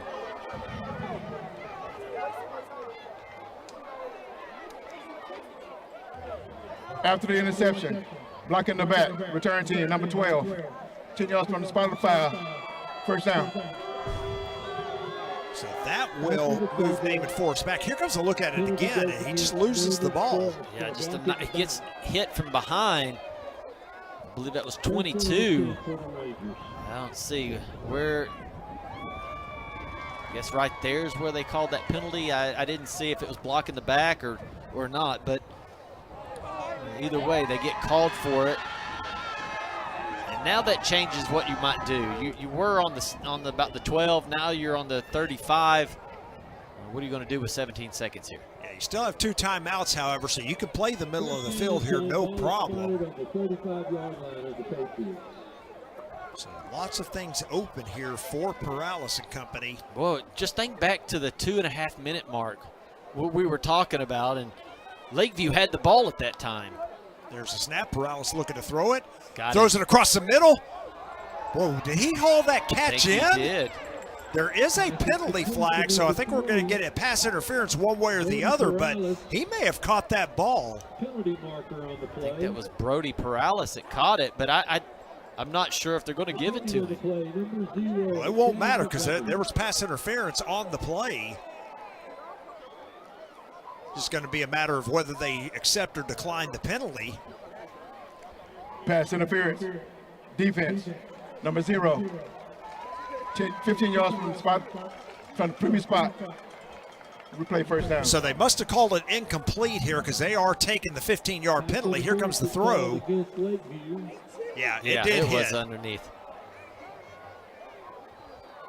But that will be an automatic first down. 1st and 10 at the 20. Still 12 seconds. And again, Naaman has 2 timeouts remaining. So once again, you can throw in the middle of the field. You don't have to keep it on the outside. There's the snap. Paralysis looking. He throws it out. Catches made. Penalty flags are out, though, and that play never started. Well, there was 9 seconds, so they ran time off the clock. Yeah, they'll have to put that back on. False start on the center. Offense. 5-yard penalty. First down. So the false start call against Naaman Forrest. They'll have to put 3 seconds back on. It should be back at 12.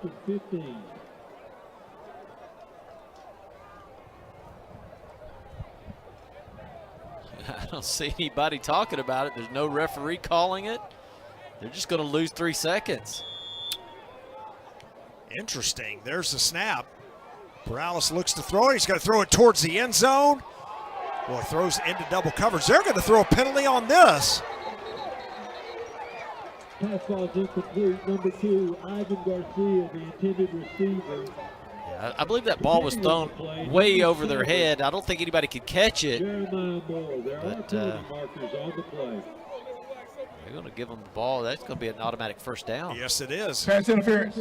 Defense, number 7. 15 yards from the previous spot. Automatic first down. Now that's going to move it half the distance to the goal. They're going to have to set it at the 10-yard line. But again, you're going to have to kick a field goal here unless you want to try a shot at the end zone. Yeah, I mean, I think that was a good call. I mean, he was breaking to the ball. The ball landed in the end zone about 5 yards away. He gets knocked down. It's a good call right there. Now, you only have 3 seconds on the clock. You should have 6. Really, exactly so you right. really should have enough for 2 plays here, but no one caught that. And Naaman's going to go ahead and call a timeout here. I'm sorry, timeout, Naaman Forrest. If you've got a kicker that can kick this, that would be good, but you got to trust your players here on what you can do best for your team here, but I don't think they're going to try to kick the field goal here. Boy, interesting. Yeah, be another 27-yard attempt, somewhere in that range. Well, we saw him hit one earlier, in the game. But, you know, like you said, Bobby, it's going to be interesting to see here, 1st and goal at the 10, but with only 3 seconds, you know, there'll only be time for one play. One play. And, you know, Naaman last week was playing Wiley and lost to a 44-yard field goal with with 1 second on the clock. So, I mean, it's really good when you have a good kicker you can rely on to be able to punch one in here to get 3 points here. But you've got to know your team and what your distances are. And it sure would be nice to go up, you know, have 7 on the board, obviously. But they've got the team to do it. We'll see what they elect to do here. Again, it almost looks like the offense is coming back out here. So they are going to try to, you know, maybe put this game away here right at the end of the first half.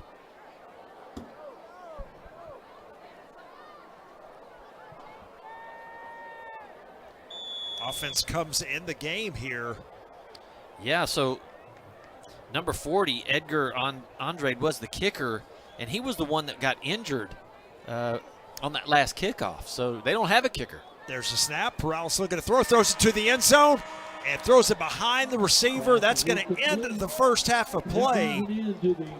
But a pretty good first half for Naaman Forest. Our score at the end of 2 quarters, Naaman Forest 21, Lakeview 3. We'll be back after these messages.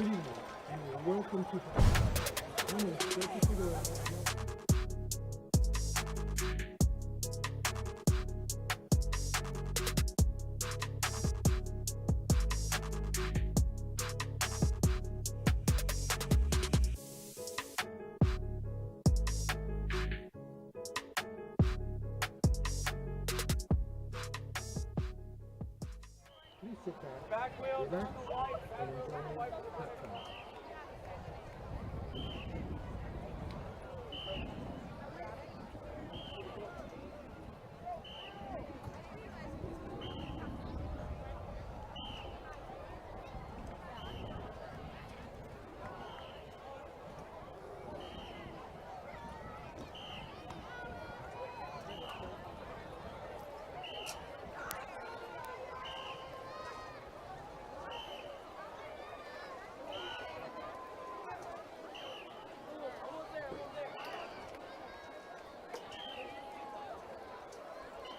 Back wheels on the foot. We don't not give them the table. Back wheels on the foot. Back wheels. Drop the court.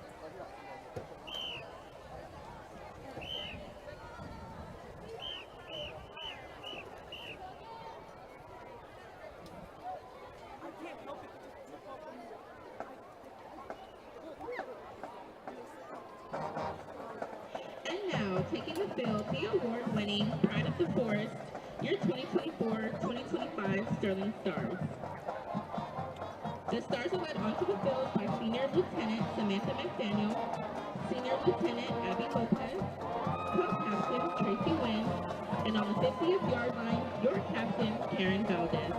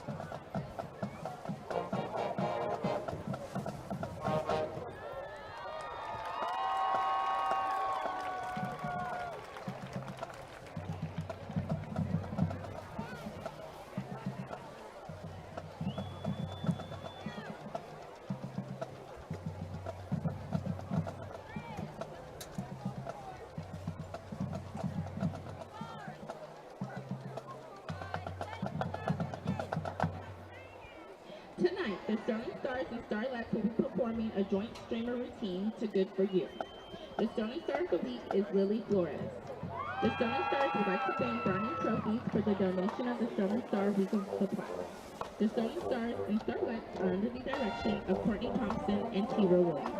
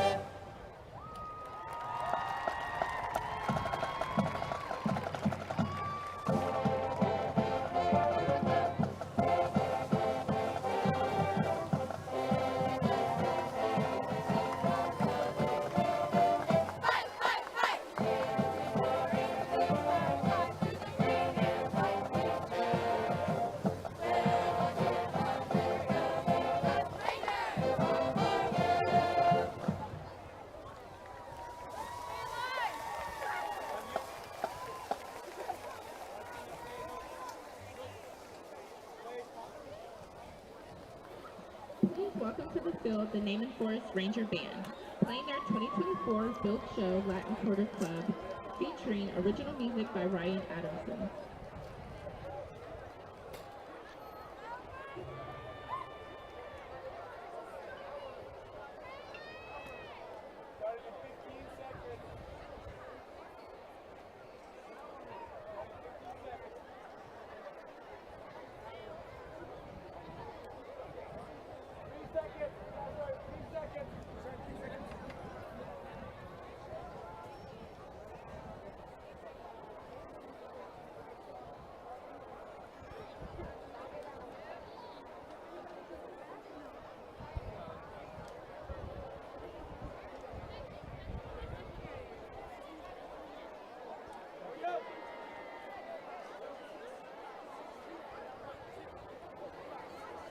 And the sun goes down and the lights shine bright.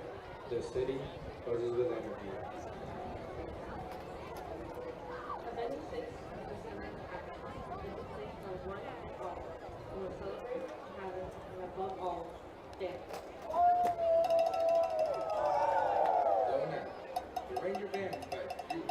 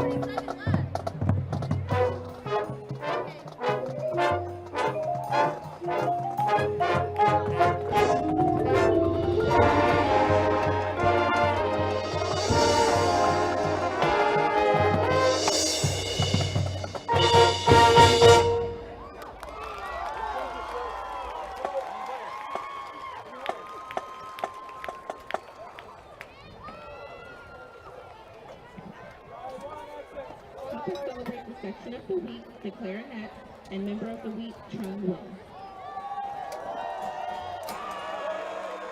Neighborhood High School would also like to recognize the Varsity Cheerleader of the Week, Ashley Barfield.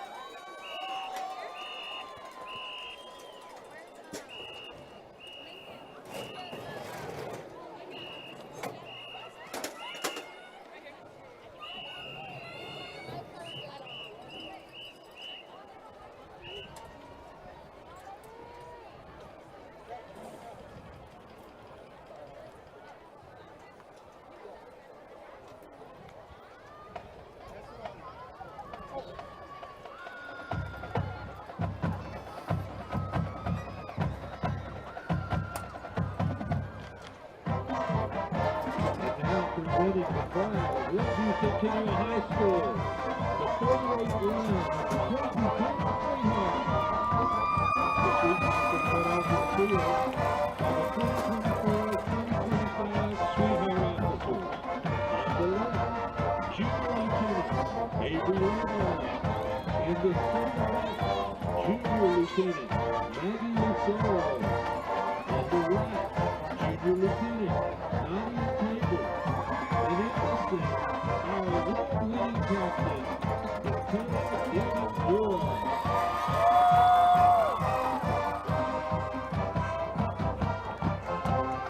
Sweetheart coaches at the Seagull, Royal Ashita, and Carl Romero. Sweetheart of the week is Neil McNamara.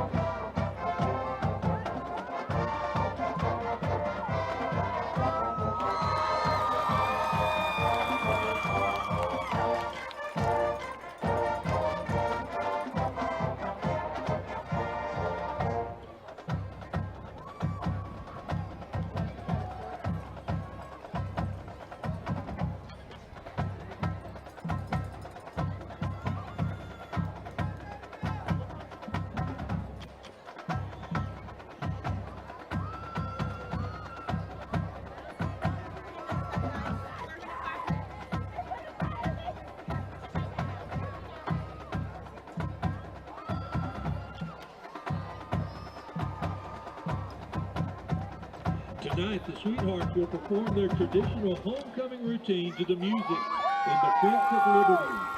They would like to dedicate this performance to all the Sweetheart alums.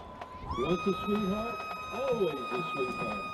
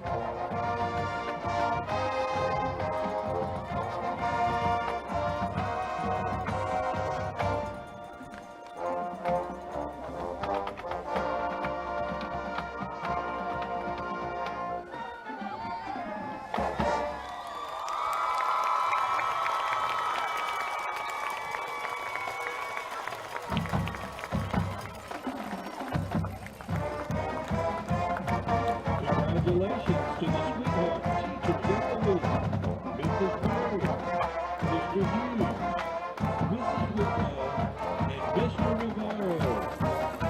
Thank you for your support. The Sweethearts would like to give a huge shout out to Pizza Hut. Thank you for donating dinner for us tonight. The Lakeview Centennial Sweethearts are under the very proud direction of Miss Malden.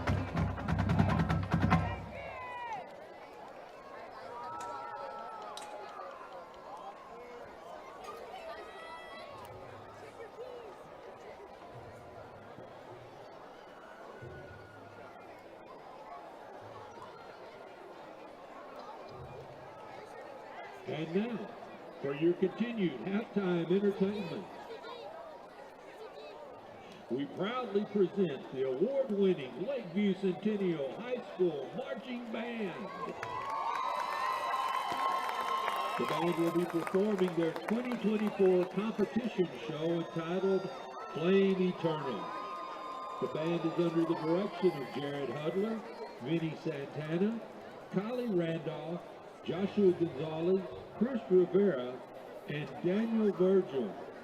The band is under the field direction of drum majors Aaron Cruz, Lena Marquez, Jacinda Reyes, and Nelson Umanzor.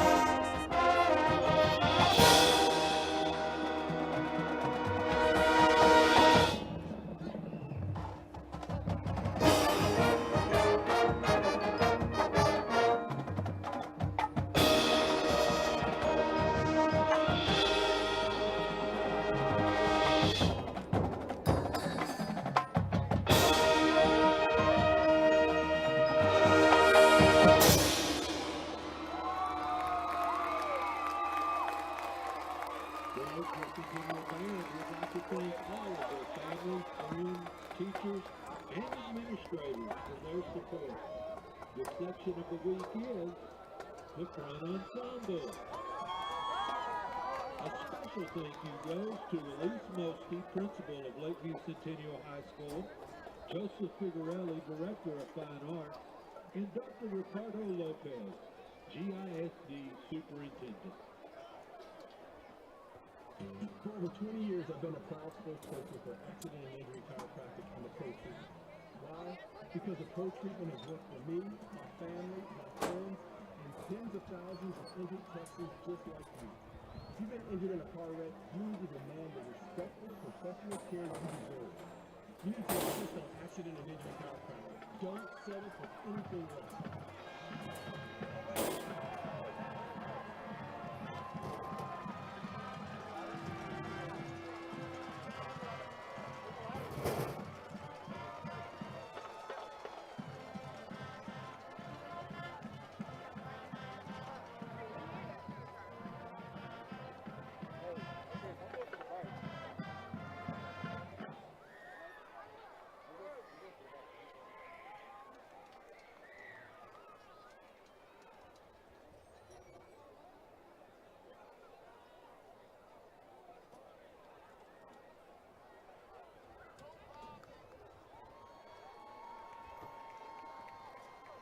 We once again want to welcome our future Patriots from Brandenburg Middle School.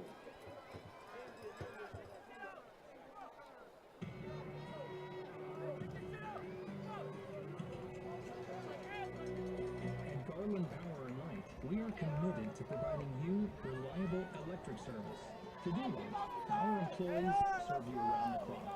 Back at Homer B. Johnson Stadium for the start of our third quarter. Our halftime score, Naaman Forest 21, Lakeview 3. Boy, a pretty interesting first half. Why don't we take a look at some of our first half highlights? Patriots coming out on the field along with the Naaman Forest Rangers. Big game tonight at 9-6-8. First big play of the game, a long, nice throw to Julius Spencer. Ended up resulting in a 27-yard field goal for an early 3-0 Patriot lead. But then the big play started happening. First of all, the big safety there for Naaman Forest. Yeah, Caden Key coming in there making a big play. See a nice throw here that picked up a first down that sets up the bootleg throw and the touchdown here. Actually, this is not the touchdown, but knocks him out at the 1 yard line. Here comes the touchdown from Derek Ovey. Yeah, Corey Thomas was having a big game right there as a receiver. You see the big fumble on the Patriots. Yeah, that changed the game right there. How about an interception there to end the first half? You see Perales there, and then here comes another fumble. So a lot of turnovers there as you see for the Patriots in that big first half. They'll turn that one all the way down inside the 15-yard line. It was did come back for a penalty. Of course, at the end of the first half, you saw Naaman go for it on 4th and goal from the 10. Did not connect. Kicker may have been injured, on the series before that as well. So something to watch for the rest of this game. But there are your first half highlights. Naaman with the 21-3 lead, and they are set to kick it off. So again, for Lakeview, getting the ball first here coming out of the half, they've got to get a good drive together here, you would think. I think the key takeaways for Garland, Lakeview, Centennial is that they've got to put some points on the board, and they've got to control the ball. They've given up a lot of turnovers, and those resulting turnovers, Naaman Forest has been able to put points up on the board.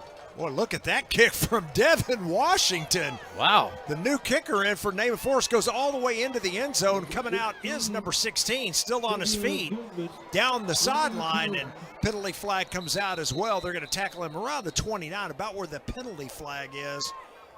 That, of course, was Kelvin Goodman on the return. But, boy, what a kick on the kickoff. Again, that was the new kicker. Yeah. He's like, Coach, I can do it. Well, he sure did. Kicked it to the end zone. Check blocking the back. Receiving team, number 32. So, Naaman Forest, end of the run. They really defensively controlled the game. I mean, they held Lakeview to 128 total offense, total yards on offense, 102 in the air, and only 24 rushing yards. And they were able to cause 3 turnovers. I mean, that Naaman Forest defense really came to play today. And then the offense, when they take over, they've been able to control that line of scrimmage. And they've been able to put up 286 total yards, 132 in the air. But listen to this, 134 on the ground. So they've been very balanced and been able to control the game. Yeah, and of course the big catalyst as well, the 3 turnovers in the first half by Lakeview as well. But got to get that behind them, put it all together here in the second half if they want to come back in this game. I'm not sure that catch was made in bounds. It was not. Yeah, Ziegler stepped out of bounds when he caught the ball. So an incomplete pass. Here's a look at the replay. So you see Sanders with that quick throw, but I'm going to say no gain on that play, maybe even loss of half a yard. So second down and 10. Get an 18-point game, so Lakeview, again, still in this thing, but they got to get some stuff going here offensively early in the second half just to get them a little momentum going here in the third quarter. Snap to Sanders. He's going to fake the handoff, roll out, same play, opposite side. This time the catch made by Spencer down the sideline, still on his feet, and then thrown down at the 32. Well, that's why you get to Spencer. I mean, he's your playmaker, and that's what we were talking about earlier, is that you've got to get the ball. You've got big playmakers on the outsides, both sides. You've got to get those guys the ball. Let them make some plays. Big tackle right there. Yeah, Jaden Anderson with the tackle, but not until a 20-yard gain. So 1st and 10 at the 31. And coming up is the quarterback. Nice throw out to Harris. Boy, and he's across midfield, so 2 big plays there. First one to Spencer, this time to Trenton Harris. And Lakeview in Naaman territory. Yeah, that's a nice job right there by Kendrick Sanders. Watching, he's looking down the field, feels the pressure, steps up in the pocket, brings the linebackers with him, and then just delivers a strike. I mean, that's what it's going to take to reach back into this game. Snap to Sanders, quick throw out to Spencer. Gets a block out there, gets inside of that block and takes it down close to the 40-yard line for a gain of 6 more. I mean, this is what you expected out of Lakeview Centennial from the get-go, is just getting the ball to the outside, to your playmakers, let them do something out there. You know, and they were able to do it on the very first drive of the game. They just got inundated with penalties, and then they couldn't catch up with themselves. High snap, but Sanders throws it out. They get another catch out here to Ziegler. Makes a nice inside move, taking off his feet at the 30-yard line. But once again, that moves the chains. Lakeview's got a good drive going here out of the second half. Boy, Ollie Vinson, again, 6 foot, 210-pound linebacker. Watch this, coming from the middle linebacker to all the way to the outside. I mean, he'll punish you when he can get his hands on you. 1st and 10 at the Naaman Forest 30. There's a snap, play action. Boy, here comes pressure up the middle. He escapes it. Sanders looking to run here. And another nice run. He's going to pick up about 9 more. And then on the tackle, number 31, Devin Washington. Well, I like what they're doing here, Bobby, because they are going quick here. They're going quick, making the defense tired, keeping them from being able to blitz so strong up the middle. 8-yard gain, 2nd and 2. This time the handoff does go to the right side. That's going to be a first down and more, still moving the feet. And they're going to take him down at around the 12-yard line. I believe that was 45 with the carry. Demarion Miller, I think that was his first carry of the game. That's a powerful run right there. Watch how strong he's running. He's just keeping his feet moving, piling on to people. Got to go down, know when to go down so you don't hurt your legs. 1st and 10, Sanders with all day to throw, throws it across the middle. He's got a man and can't hold on to it. That was Ziegler, George Ziegler right there. That would have been a touchdown, but just can't connect. Yeah, he's got lots of time to throw. The offensive line decided they're going to start blocking in this series, made some adjustments at halftime, and given Sanders a lot of time to throw the ball right there. 2nd down and 10 from the 13.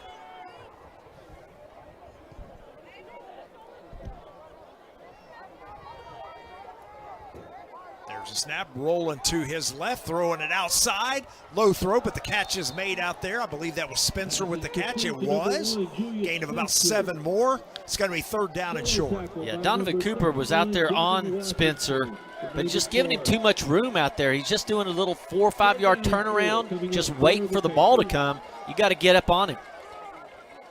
Well, a high snap, but Sanders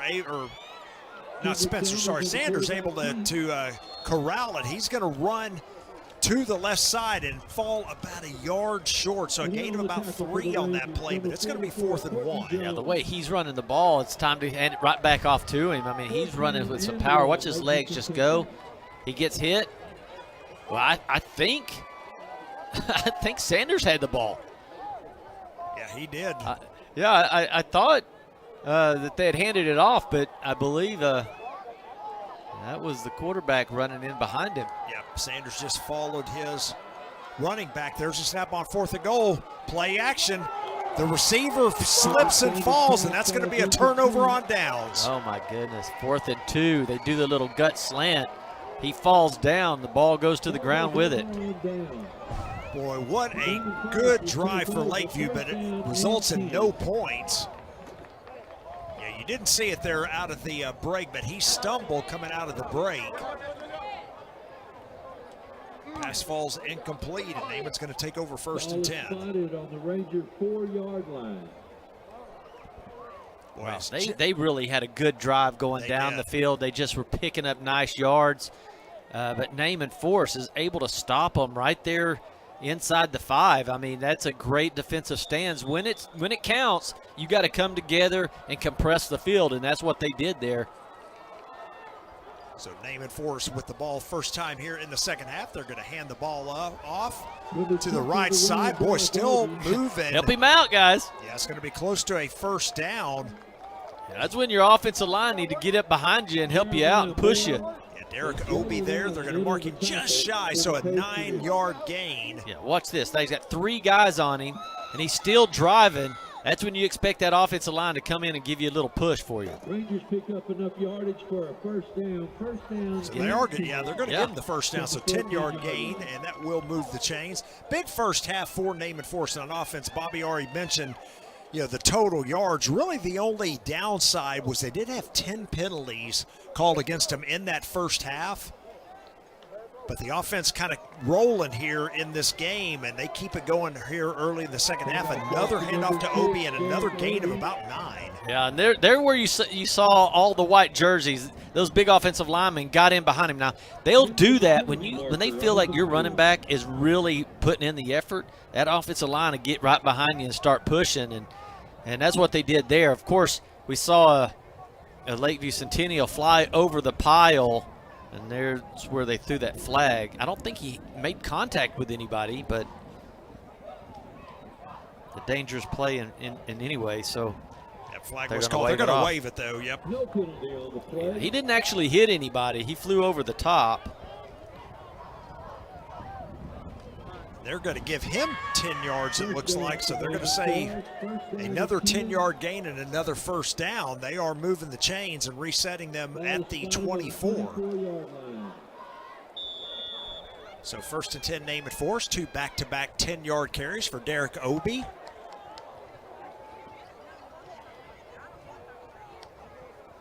Here's a snap. They're going to hand it off to him, or pardon me, fake the handoff. Perales going to keep it himself to the left, still on his feet, gets a good block downfield, goes outside and runs out of bounds around the 46-yard line.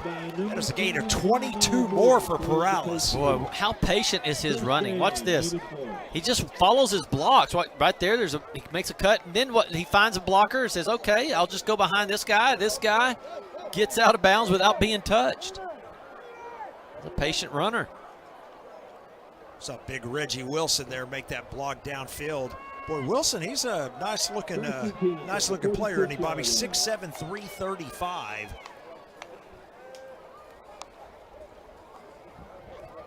There's a snap handoff to Obi trying to come outside to the left. He breaks the line there. He's going to pick up about 11 more. Boy, I tell you what, this run game is now going for Naaman Forest. That offensive line will wear you down, and like you said, Reggie Williams, he's going to Grambling State or Mississippi, wherever he really wants to go. His size and ability, they can train it. He's young. He can get older and bigger and stronger. I mean, you got to take a chance on that guy. And then they've got Kenya Taylor and Garrett over there. Those are SFA commits. Those guys are big, strong, and they're fast. They know how to play football. First and 10 in Lakeview territory at the 42. There's a snap. And off to Obi once again, this time to the right side. Keeps the legs going. Gets about 7 more. They're just following Big 78. I mean, that's right where they were running. For the Patriots, number 87, Ray Branch. Watch him. They're just following Big 78. The hole is there, and he's just pushing his guys all the way out to the 30-yard line. There's a look at him right there on your screen. Boy, and big Trenton Garrett out there, number 50, you know, he's 6'4", 275. So, you know, most of the time you're talking about how big he is, but that guard just a little bit bigger there. Fakes the handoff to Obi, and Perales keeps it for the first down. Going to mark him down right at the 31, so gains about 5. That's enough to move the chains once again. Every play so far in this drive has been on the ground. Yeah, they're just going to try to wear the guys out. That big offensive line, why not? Just keep running behind them. Let them push you backwards. They're picking up 10 yards per carry.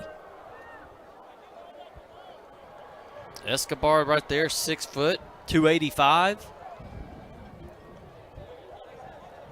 Cree Willoughby, a 245-pounder right there on the defense, the offensive end here on the left. There's a snap, bootleg. We saw this a couple times in the first half. Now Perales in trouble, spins out of it. Penalty flag comes out. Perales going to tuck it and run. He's going to take a shot out of bounds. That should be a penalty right there. Yeah, no flag comes out. I mean, he tackled him all the way out of bounds. So there is a flag in the backfield. None thrown out here on the sideline. And that one's probably going to be coming back. Yeah, they're going to call a hold, but I didn't see it. I saw what the referee threw, but it just, I don't know if he's going to call a blindside block or. Block in the back. Offense, number 75. 10-yard penalty from the previous spot. Third down. He's coming back to protect his quarterback. Illegal block in the back called against. But usually they don't call that inside, inside the pocket. See, he's right there. See, he's in the pocket right here, and that is not a block in the back. It's a pancake block. But I think that's a bad call right there. Oh, they got that one. You see, big 75 hits the blocker, the rusher right there. But still, that's inside the pocket. That's allowed. There shouldn't have been a penalty call on that play, as that is a legal play when you're a lineman. But there's a snap. Perales throws out, and a quick throw out. The first throw here of this drive, and it is completed out to number 22 for the Rangers. Xavier Williams, his first catch. Making the tackle for the Patriots, number 7, Jeremiah Moore. Second down and 15 coming up for the Rangers. Well, a lot of running attempts here on this drive, and I think we're seeing the Naaman Forest line, as you mentioned, Bobby, really starting to wear down the Lakeview defense up front. There's a snap, handoff to Obi, cuts it outside to the right. He's going to get taken off his feet for a gain of only 2, so a big third down play coming up here. Nice tackle up there by number 6 for the Patriots, Naaman Houston. Yeah, Houston comes and steps up, makes a huge play. There was a lot of running room. He's the only one to beat. Just goes down low, takes his legs out. If you don't have legs, you can't run. Third and long. That's what shows these penalties, how they change your whole offense. You're on a roll, and then all of a sudden you get a 10 or 15-yard penalty. And you're going to run the option here. That's a busted play. Perales going to reverse field, go to the right. And he is still on his feet, but finally taken down from behind after a gain of only 2. It's going to be 4th down and 10. Yeah, they're going to ask him why he didn't pitch that ball right there, because that was obvious a pitch play. I think Perales must have seen something. He thought it was going to get busted right off the bat, so he decided not to pitch it. But that was just a well-covered play by Lakeview. And now they're in this zone where you don't know, you can't punt it, or can you punt it? Should we go for it or punt it right here? Looks like they're going to go for it on 4th and 10, but a timeout has been called. Timeout, Naaman Forest. It's the first of the half. Naaman Forest first timeout. We'll take a quick break with them. Our score, Naaman Forest 21, Lakeview 3.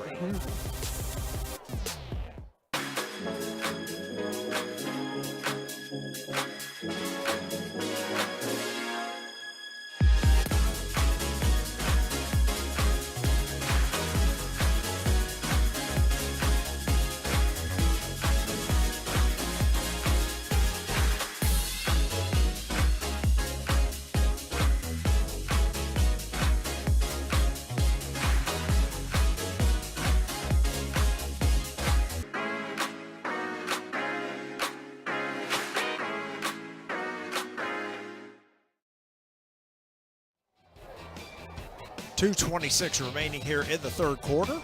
21-3 Naaman Forest. 4th and 11.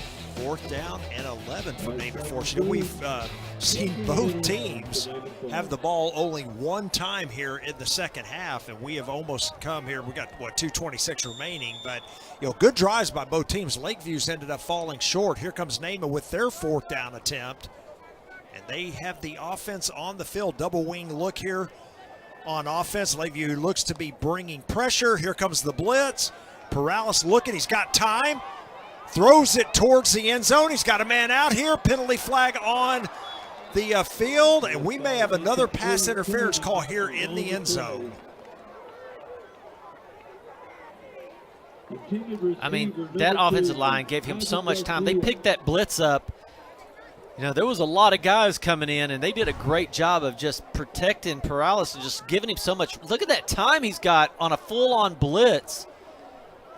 Perales throws it about 40 yards in the air. The flag comes out way before the ball gets there, so it'll probably be a Pass holding. interference. Defense, number 4. 15-yard penalty. Automatic. First down. Probably should have been more of a holding than a pass interference. But either way, they get the first down. Yeah, 15-yard penalty will be marked off. Naaman Forest now with a 1st and 10 at the 17. Boy, big play there was 4th down and 11. Get bailed out there by the 15-yard line. penalty, and now they are set up once again in the red zone, looking to extend this 18-point lead. Got movement out here by the receiver. That's going to back him up 5 for a false start. Yeah, Braylon Deal, he got offense. Number 4. He got coaxed into that one because it would look like it was pressure defense right up in his grill. And as soon as the ball was fixing to get snapped, the defensive player backed up real fast, and it just made the offensive player Deal jump. So good job right there by the defense, just getting him in that spot to anticipation, and he gets the penalty on him. 1st down and 15. Snap to Perales, straight drop back, looking to throw. He's got time. Now he's going to tuck it and run. He's got a lot of room here to the left side, trying to outrun some folks, and he's going to push the ball, or hold the ball, pardon me, out across the end line there, and going to be marked out at the 16. And on the defensive play for the Patriots, number 6, Naaman Houston. It's a shove as he gets to the out of bounds, and yeah, and those would be penalties in the NFL and in college. I mean, they're not. They always want to protect the quarterback, especially when he's giving himself up. And we've seen 2 or 3 plays where they've really hit Perales as he's running out of bounds. Those are dangerous plays, really, and they should be called a penalty. 2nd down 9 after the gain of 1. There's a snap. Oh, boy, busted play here. Perales is just going to fall down on it. And then there's a penalty. And then there's going to be your 15-yarder for a late hit. Penalty marker comes in on the end of the play.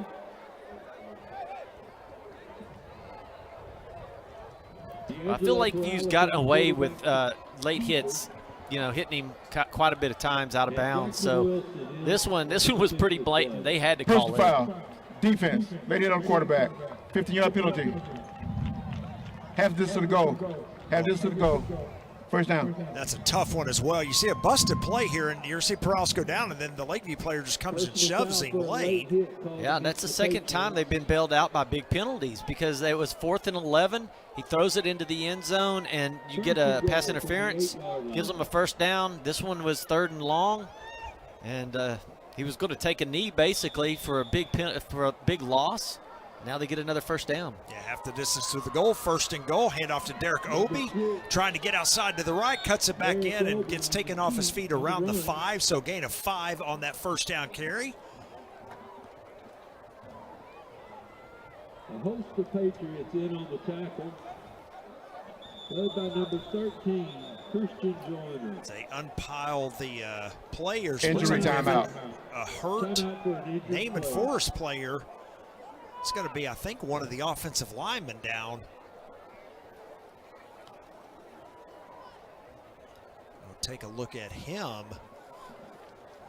Got the training staff on the field as they take a look. Why don't we take a quick break? 1:35 remaining. Our score, Naaman Forest 21, Lakeview 3. Este es nuestro distrito, un distrito de legado y oportunidades. Venimos de país en país de diversas comunidades, but we come together as one. Llevamos nuestras raíces en la sangre y estamos determinados a avanzar. Aquí todos somos familia. We are family. Somos Garland ISD. Esta es nuestra marca, representando tu cultura y tu voz. Un espacio creado para nuestra gente en nuestro idioma. ¡Qué orgullo ser hispano! ¡Qué orgullo ser Garland ISD!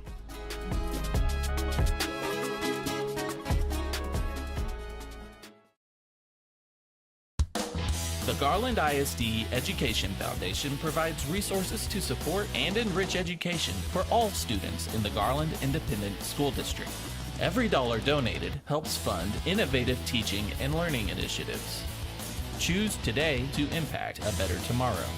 For more information and to learn how you can give, visit gisdedfoundation.org. Number 75, one of the offensive linemen for Naaman Forest, is up on his feet and headed towards the sideline. And boy, there was a big pile up there, Bobby, and hopefully maybe just got the wind knocked out of him. But that's one of those big offensive linemen there that have played so well in this game for Naaman Forest. Yeah, he plays guard right there, and he's been responsible for all those big runs. It gets piled up like that a lot of times. You know, you never know what happens in there. You get your breath knocked out of you, you hit in the back, your legs. There's so much going on. Those linemen take a hit. They get punished every single play. So back for action here. Second down, a goal from the 5. Snap to Perales. He's going to hand the ball off to Obi once again. This time tracked down in the backfield by Thibodeau, and boy, he's had a big game here. Yeah, he really has. He's really been playing hard out there. So he can just get the inside move. Just blows up the play. This is where they like to do that bootleg. You got to watch for him here.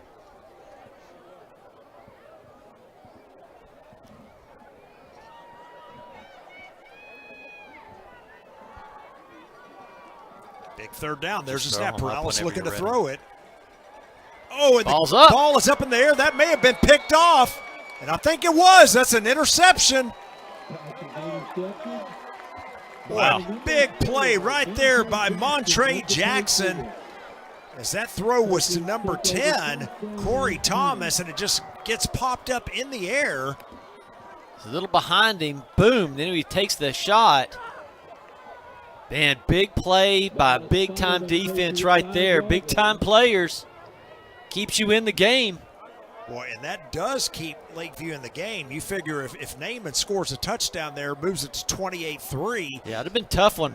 Real tough to come back, you know, as we are 41 seconds away from the fourth quarter. So big turnover. Let's see if Lakeview, you know, last drive, the only time they've had the ball here in the third quarter, they drove all the way down the field, had the drive stall inside the 5. So let's see if they can get things going back on offense here and get themselves back in the game.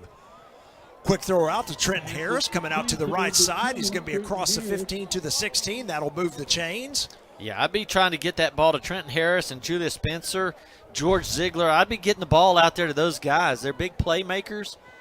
And once they break 1 or 2 tackles, they can be off to the races. So first down, clock is inside of 30 seconds to go. From the 17-yard line. There's some movement there, maybe a free play. Spencer's going to throw it out, or Sanders, I'm sorry, to Ziegler, and that's going to be a gain of about 10 more. We will check the flag, but I think that's going to be called offsides and will be declined.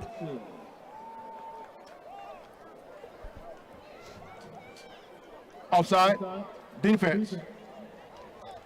Penalty decline. First down. So first down, they're going to stop the clock momentarily, reset the chains. We've only got 9 seconds remaining here in the third. They got to move the chains here. They have not done it. There they go. Now they signal to move the chains, but Lakeview already lining up here on offense. Once they get this set, they will wind the clock up, and Sanders will snap the ball. There's a snap. Fakes the handoff, running outside. Sanders going to keep it, see how much he can get. Cuts it inside. He's close to the 40, and that will sound the horn for the end of the third quarter of play. So, boy, a lot of offense. No points scored that quarter, Bobby. We're going to head to the fourth here at Homer B. Johnson Stadium with our score, Naaman Forest 21, Lakeview 3. We'll be back after these messages.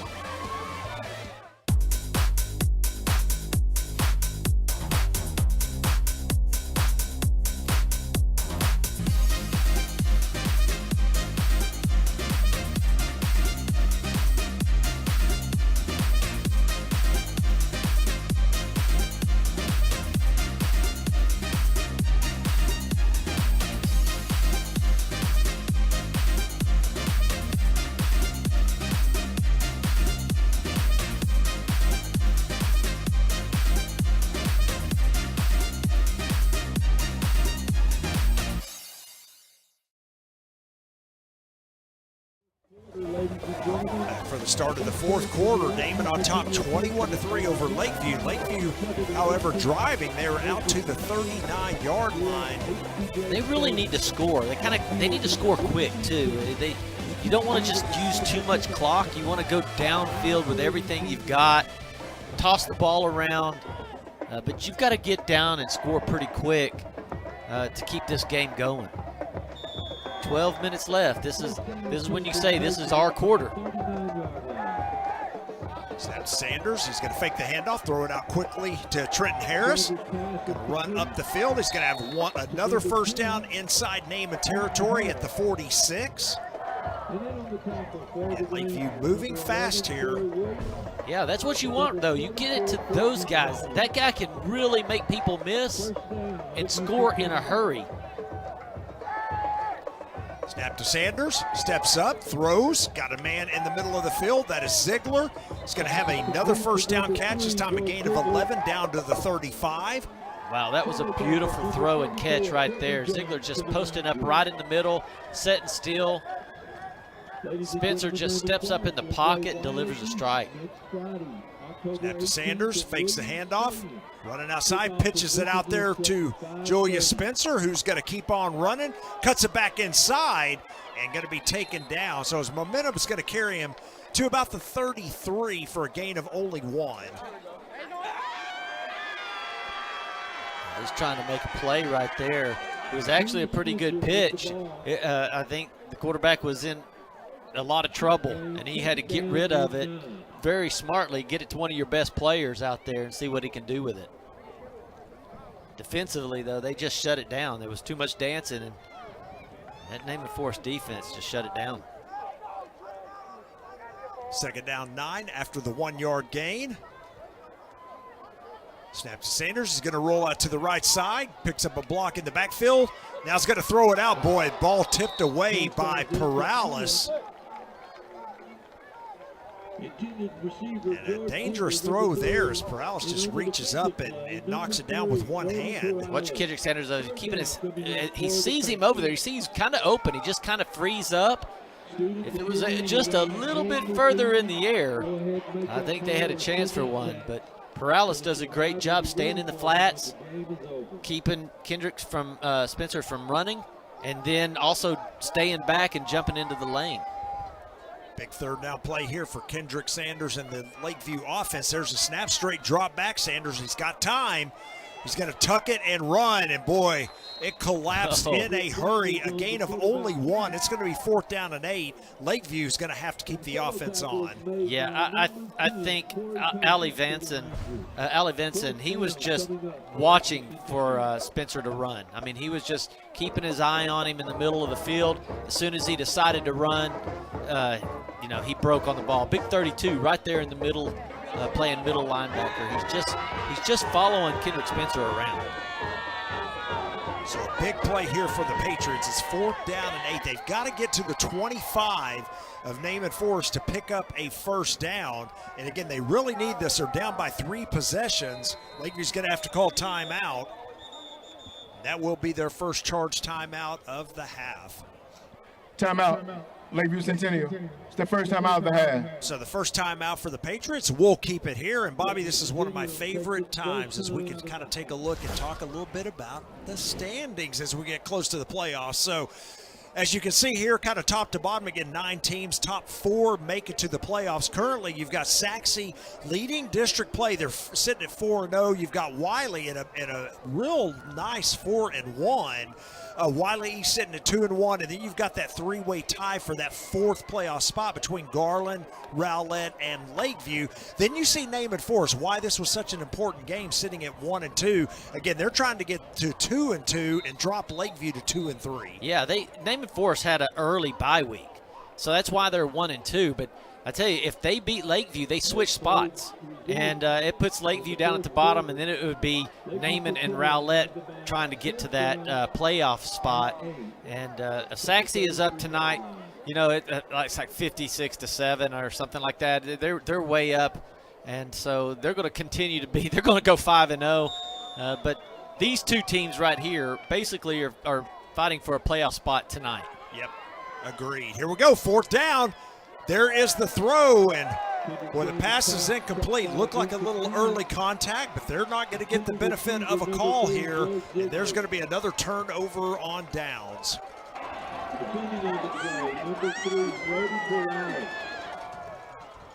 We've seen really good offensive play by both teams on this quarter.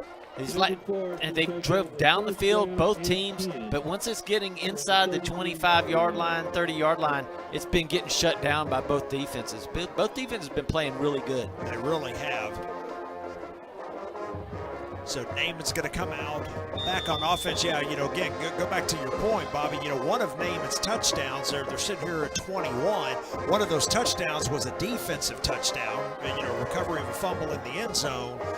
And then, of course, they also had a safety in this game. So the point being is, you know, like you said, really, Naaman's offense only has scored 2 touchdowns, and Lakeview's only kicked 1 field goal. So, again, the defenses on both of these squads have really, you know, hunkered down when they've needed to. Yeah, they're putting together a good game plan for sure. Both teams are really matched up well, and are really strong kids, and they all know football real well. They're very fast. It's a good competitive game, and these defenses, both teams, are really stout.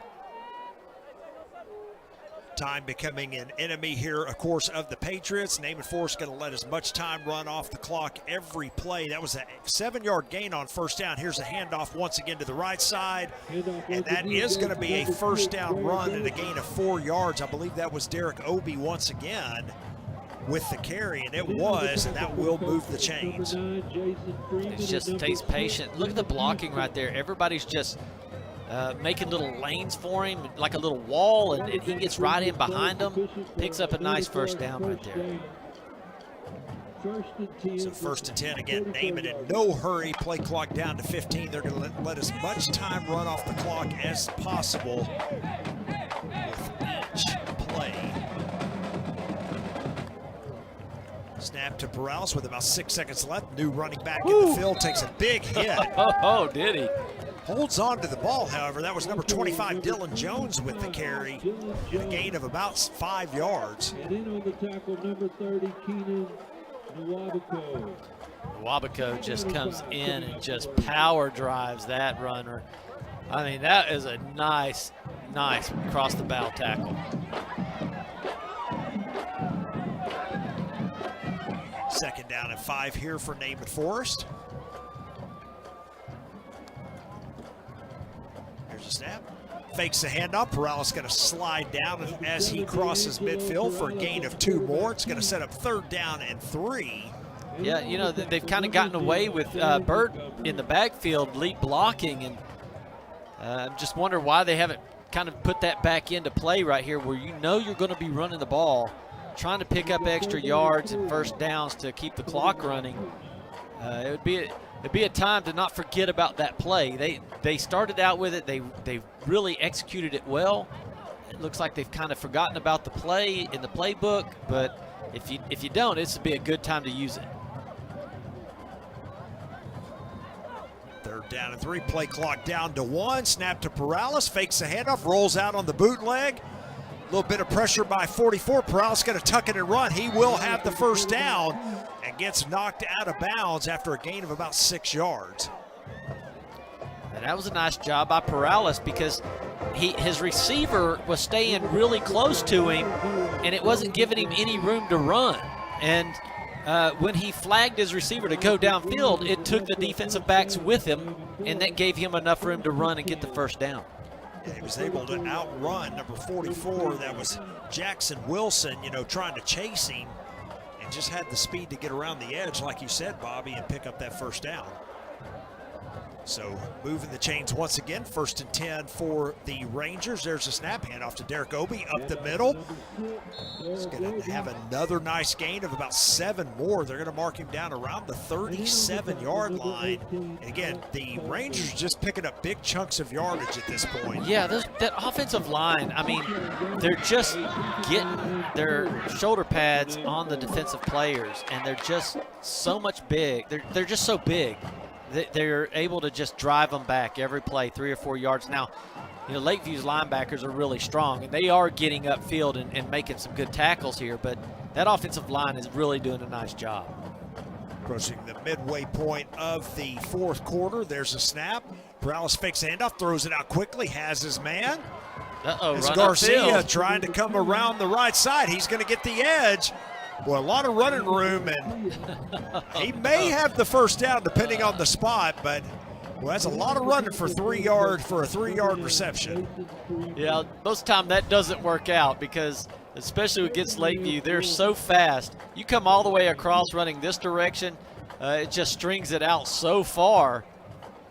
Look at all the blue jerseys. Yeah, that's not going to work. He's a yard short. Yeah, they marked him about a yard shy, so 3rd down and 1.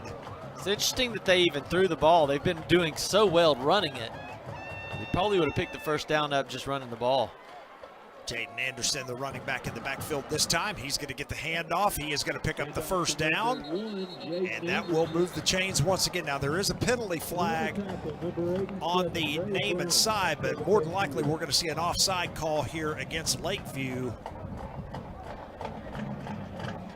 Offside, defense, 5-yard penalty, 3rd down. So there is your offside call, and take the penalty here and get 5 yards closer, which is what they indeed do. So 1st and 10 now for the Rangers at the 29, and again, we're approaching 5 minutes. So this is just one of those sustained drives for Naaman Forest, Bobby, where they're going to run out the clock here and not even give Lakeview the ball back if they can help it. They have ran the ball the entire drive. They've thrown one pass, and the rest of it's just been running the ball, and that is their strength. I mean, you get behind a big, powerful line, and you just run the ball right up the middle. Just keep the clock running.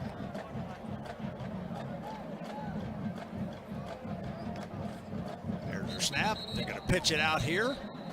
And a penalty flag, so that play not even taking place here. See if we get false start. Yeah, false start or maybe even delay of game.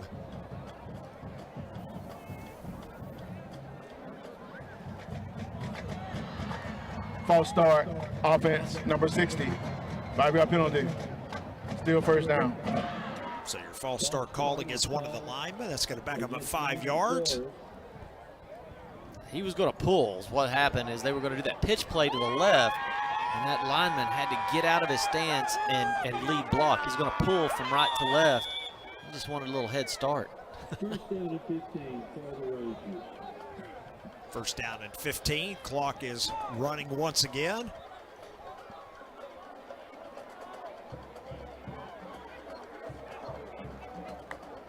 Snap to Perales. He's going to hand the ball up the middle. Handoff goes to Jaden Anderson. Not a lot there on that run. A gain of maybe 2. But again, we're going to be under 4 minutes to go here by the time Naaman snaps this next ball. Yeah, they should wait for it to go all the way down to 1 or 2 seconds before they snap it. They run off 30 seconds at a shot. It just doesn't give a whole lot of time for Lakeview. Big time stop right here. Lakeview's got to make something happen. There's a snap to Perales. Fakes the handoff, throws it out. He's got a wide open receiver out here. That's going to be another first down. That time number 22, Xavius Williams with the catch, and that is going to be 11 yards and a first down. Yeah, it's hard to stop when you've been running the ball for 10, 11 consecutive plays. And then all of a sudden they fake it and throw it out there. Just a nice executed play and a gutsy call by Coach Perales.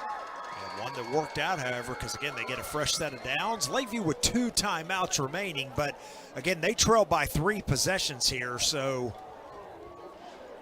Naaman obviously in the driver's seat. There's a snap to Perales, fakes the hands the ball off, but I believe a penalty was called before that play started. False start, offense, number 56. 5-yard penalty. First down. Another false start called here against Naaman Forest. That's going to back them up 5. Now the offensive line is wondering what they're doing wrong. Like, are they flinching, getting into their stance? What are they doing? It's like the 3rd call on them for doing this, and I don't know that they know that they're doing it. Pretty dominant game here by Naaman Forest. Lakeview has had some chances and had a couple of, bad penalties, had a couple of turnovers, a couple of fourth down, tries that they didn't make, but, pretty dominant game for Naaman Forest, who's up above 400 yards now in the game. There's a snap. Perales going to hand the ball off. Boy, big hole here to the left side. Number 1, again, Jaden Anderson with a nice run, and that's going to be a gain of about 10 yards. Yeah, they're just letting everybody run the ball now. I mean, they're just alternating guys in, letting them run. Anderson will know next time to just keep running to the outside and just use a stiff arm, and maybe he can get to the end zone. Anytime you kind of stop and start again, these defensive players are so quick at that, they'll get to you. But they're just starting to spread the ball around. They're getting the ball to a lot of players now. And what he did right that time, though, however, stay in bounds. He did stay in bounds. Right. That's exactly right.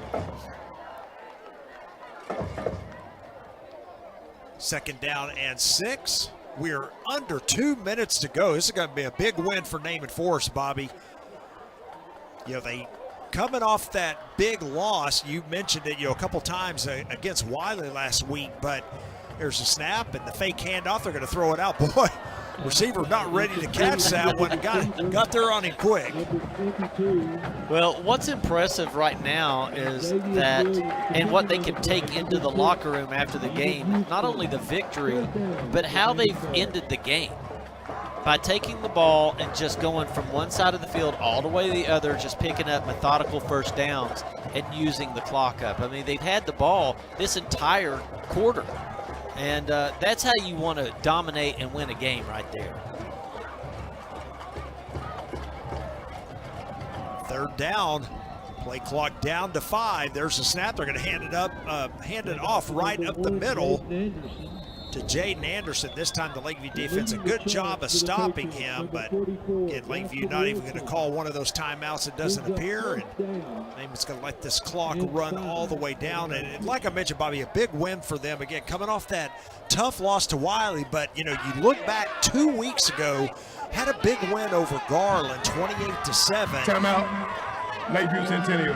Yeah, they started really playing. It started dominating then. You could see that they found themselves. And then going into Wiley and being down 17 in the third quarter and coming back to almost win that game. And they tied it up with 22 seconds left of the game. And if Wiley hadn't have got a real nice return on the kickoff, and then 1 or 2 plays later, a 44-yard field goal in high school is really a crazy kick. And they were able to make it to win the game. But it looks like to me that Naaman Forest, they've got something going. I mean, they've got Perales. It's really been there, 4 years. He knows the offense, and a 3-year starter. And he throws it when he needs to, but they run the ball. They run the ball good. This whole entire drive right here, that's almost 6 minutes long, has been running the ball. And when you can run the ball and then bootleg pass it or throw it when you need to, you're a dangerous team. Offense stays on the field here after Lakeview called their second timeout. So first down here, the game is essentially over. If this is not successful, of course, Lakeview's going to get the ball back with 1:11 remaining. He's changing the play out there. Yeah, he is. Snap to Perales, looking to throw it. Here comes pressure right up the middle. He sidesteps it. Gets out here to the right. Makes a nice move. Gets across to the 5. And is he in? No, they're going to mark him out of bounds at the 3. But more importantly, again, that's going to move the chains. That sealed it. He moved to change the play around. Had a huge blitz right up the middle. Makes a nice little move on 2 or 3 players. He wheeled it in to win this ball game. I mean, he got that first down. That's what he needed. That should do it. Yep, so a minute to go here in the game again, but a first down, they can just take a knee here if they want. Lakeview can only stop the clock one more time. And, like I said, a big win for them. Coming off, again, 2 weeks ago, that win over Garland. This week now, this win over Lakeview, sets them up in good shape. Again, they've got a couple of losses in district play. Got some tough games still coming up. but, in pretty good shape because they're going to have tiebreakers over both Garland and Lakeview at this point. Boy, bad snap there. The handoff goes to Obi up the middle. Lakeview stops him here for no gain. It's going to be second down and a goal. Yeah, they've gotten 230 yards rushing in this game. I mean, that's pretty impressive. Now they've got big 58 in there again. Bird leading the way. They remembered the play. But yeah, that's a lot of yards rushing. Yeah. That's doing your job right there. Yeah, but they just wore down Lakeview's defense, especially here in the second half. That offensive line just kind of leaned on him. Here's the handoff to Obi, trying to get into the end zone. He scores. So they're going to put 6 more on the board here at the end of the game. That will, of course, seal the deal. Here's a snap. Handoff to Obi into the end zone for the touchdown. Extra point attempt coming up here. For the Lakeview Patriots, this is going to drop them to 2 and 3 in district play, Bobby. So obviously they're not out of it by any means, but this is going to be a big loss for them. Yeah, especially if it comes down to tiebreakers. Yep, exactly right. So they've still got a couple of real tough games remaining. They play Garland here in a couple of weeks. Still have, I believe, Wiley on the schedule as well. So, Lakeview sitting at 2 and 3, certainly not out of the playoff chase, but boy, their path became a little more difficult with this loss here tonight. They'll need to win out most likely, and then Timeout. hope that Naaman loses some games, and Garland loses some games, and Rowlett loses some games, and if they're able to do that, then they have a shot at it. But all you can do is play the next game. You have to forget about this one. Go look at film. Figure out what you did right and what you did wrong, and play the next game. That's all you have right now. Exactly. So you see another timeout called here again on this extra point attempt. We'll just keep it here.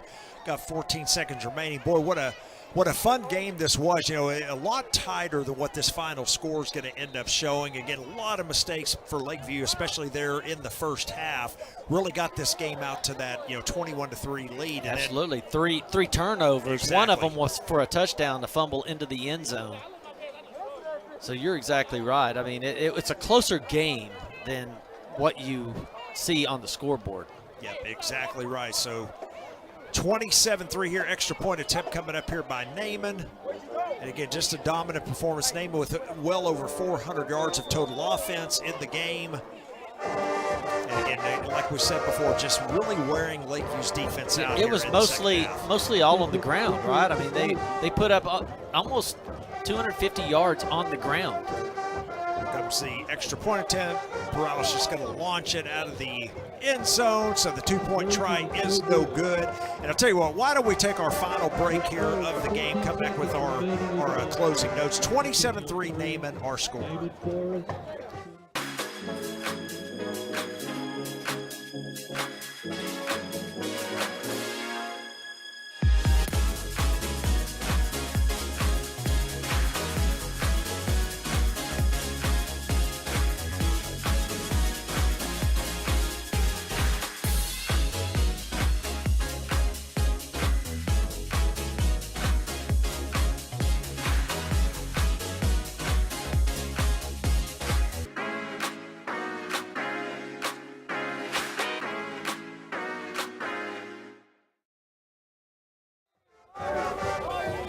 27-3, Naaman forced on top of Lakeview. 14 seconds to go in the game.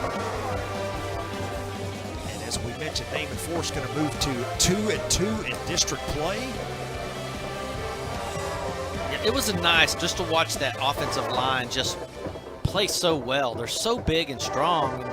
And, when you put up well over 400 yards and 250, 300 of it is on the ground, you've done your job as an offensive line. Yep, just a big win, and offensive linemen should get the game ball in this one. Just a pretty dominant performance against a really good defensive front for Lakeview, I might add. Lakeview's got a powerful offense as well, and Naaman, they put a well-rounded game together because defensively, they held them to 225, 230 yards total. And then they had 3 turnovers, Right. You know, one for a touchdown. They also got a safety. I mean, they played a well game on defense and offense. There's the kick and the return on here for number 14. Coming outside, boy, got some room out here. And finally going to be knocked out of bounds with maybe 1 second. They're going to let the clock run out. And that should do it for our ball game. And that is indeed the final. So pretty dominant performance here by Naaman Forest. See the teams meeting at the 50-yard line to come across and shake hands. Boy, it's been a fun one here tonight at Homer B. Johnson Stadium. Our final score, Naaman Forest 27, Lakeview 3. We'll see you next time on GRS TV. Now sit back and enjoy our highlights.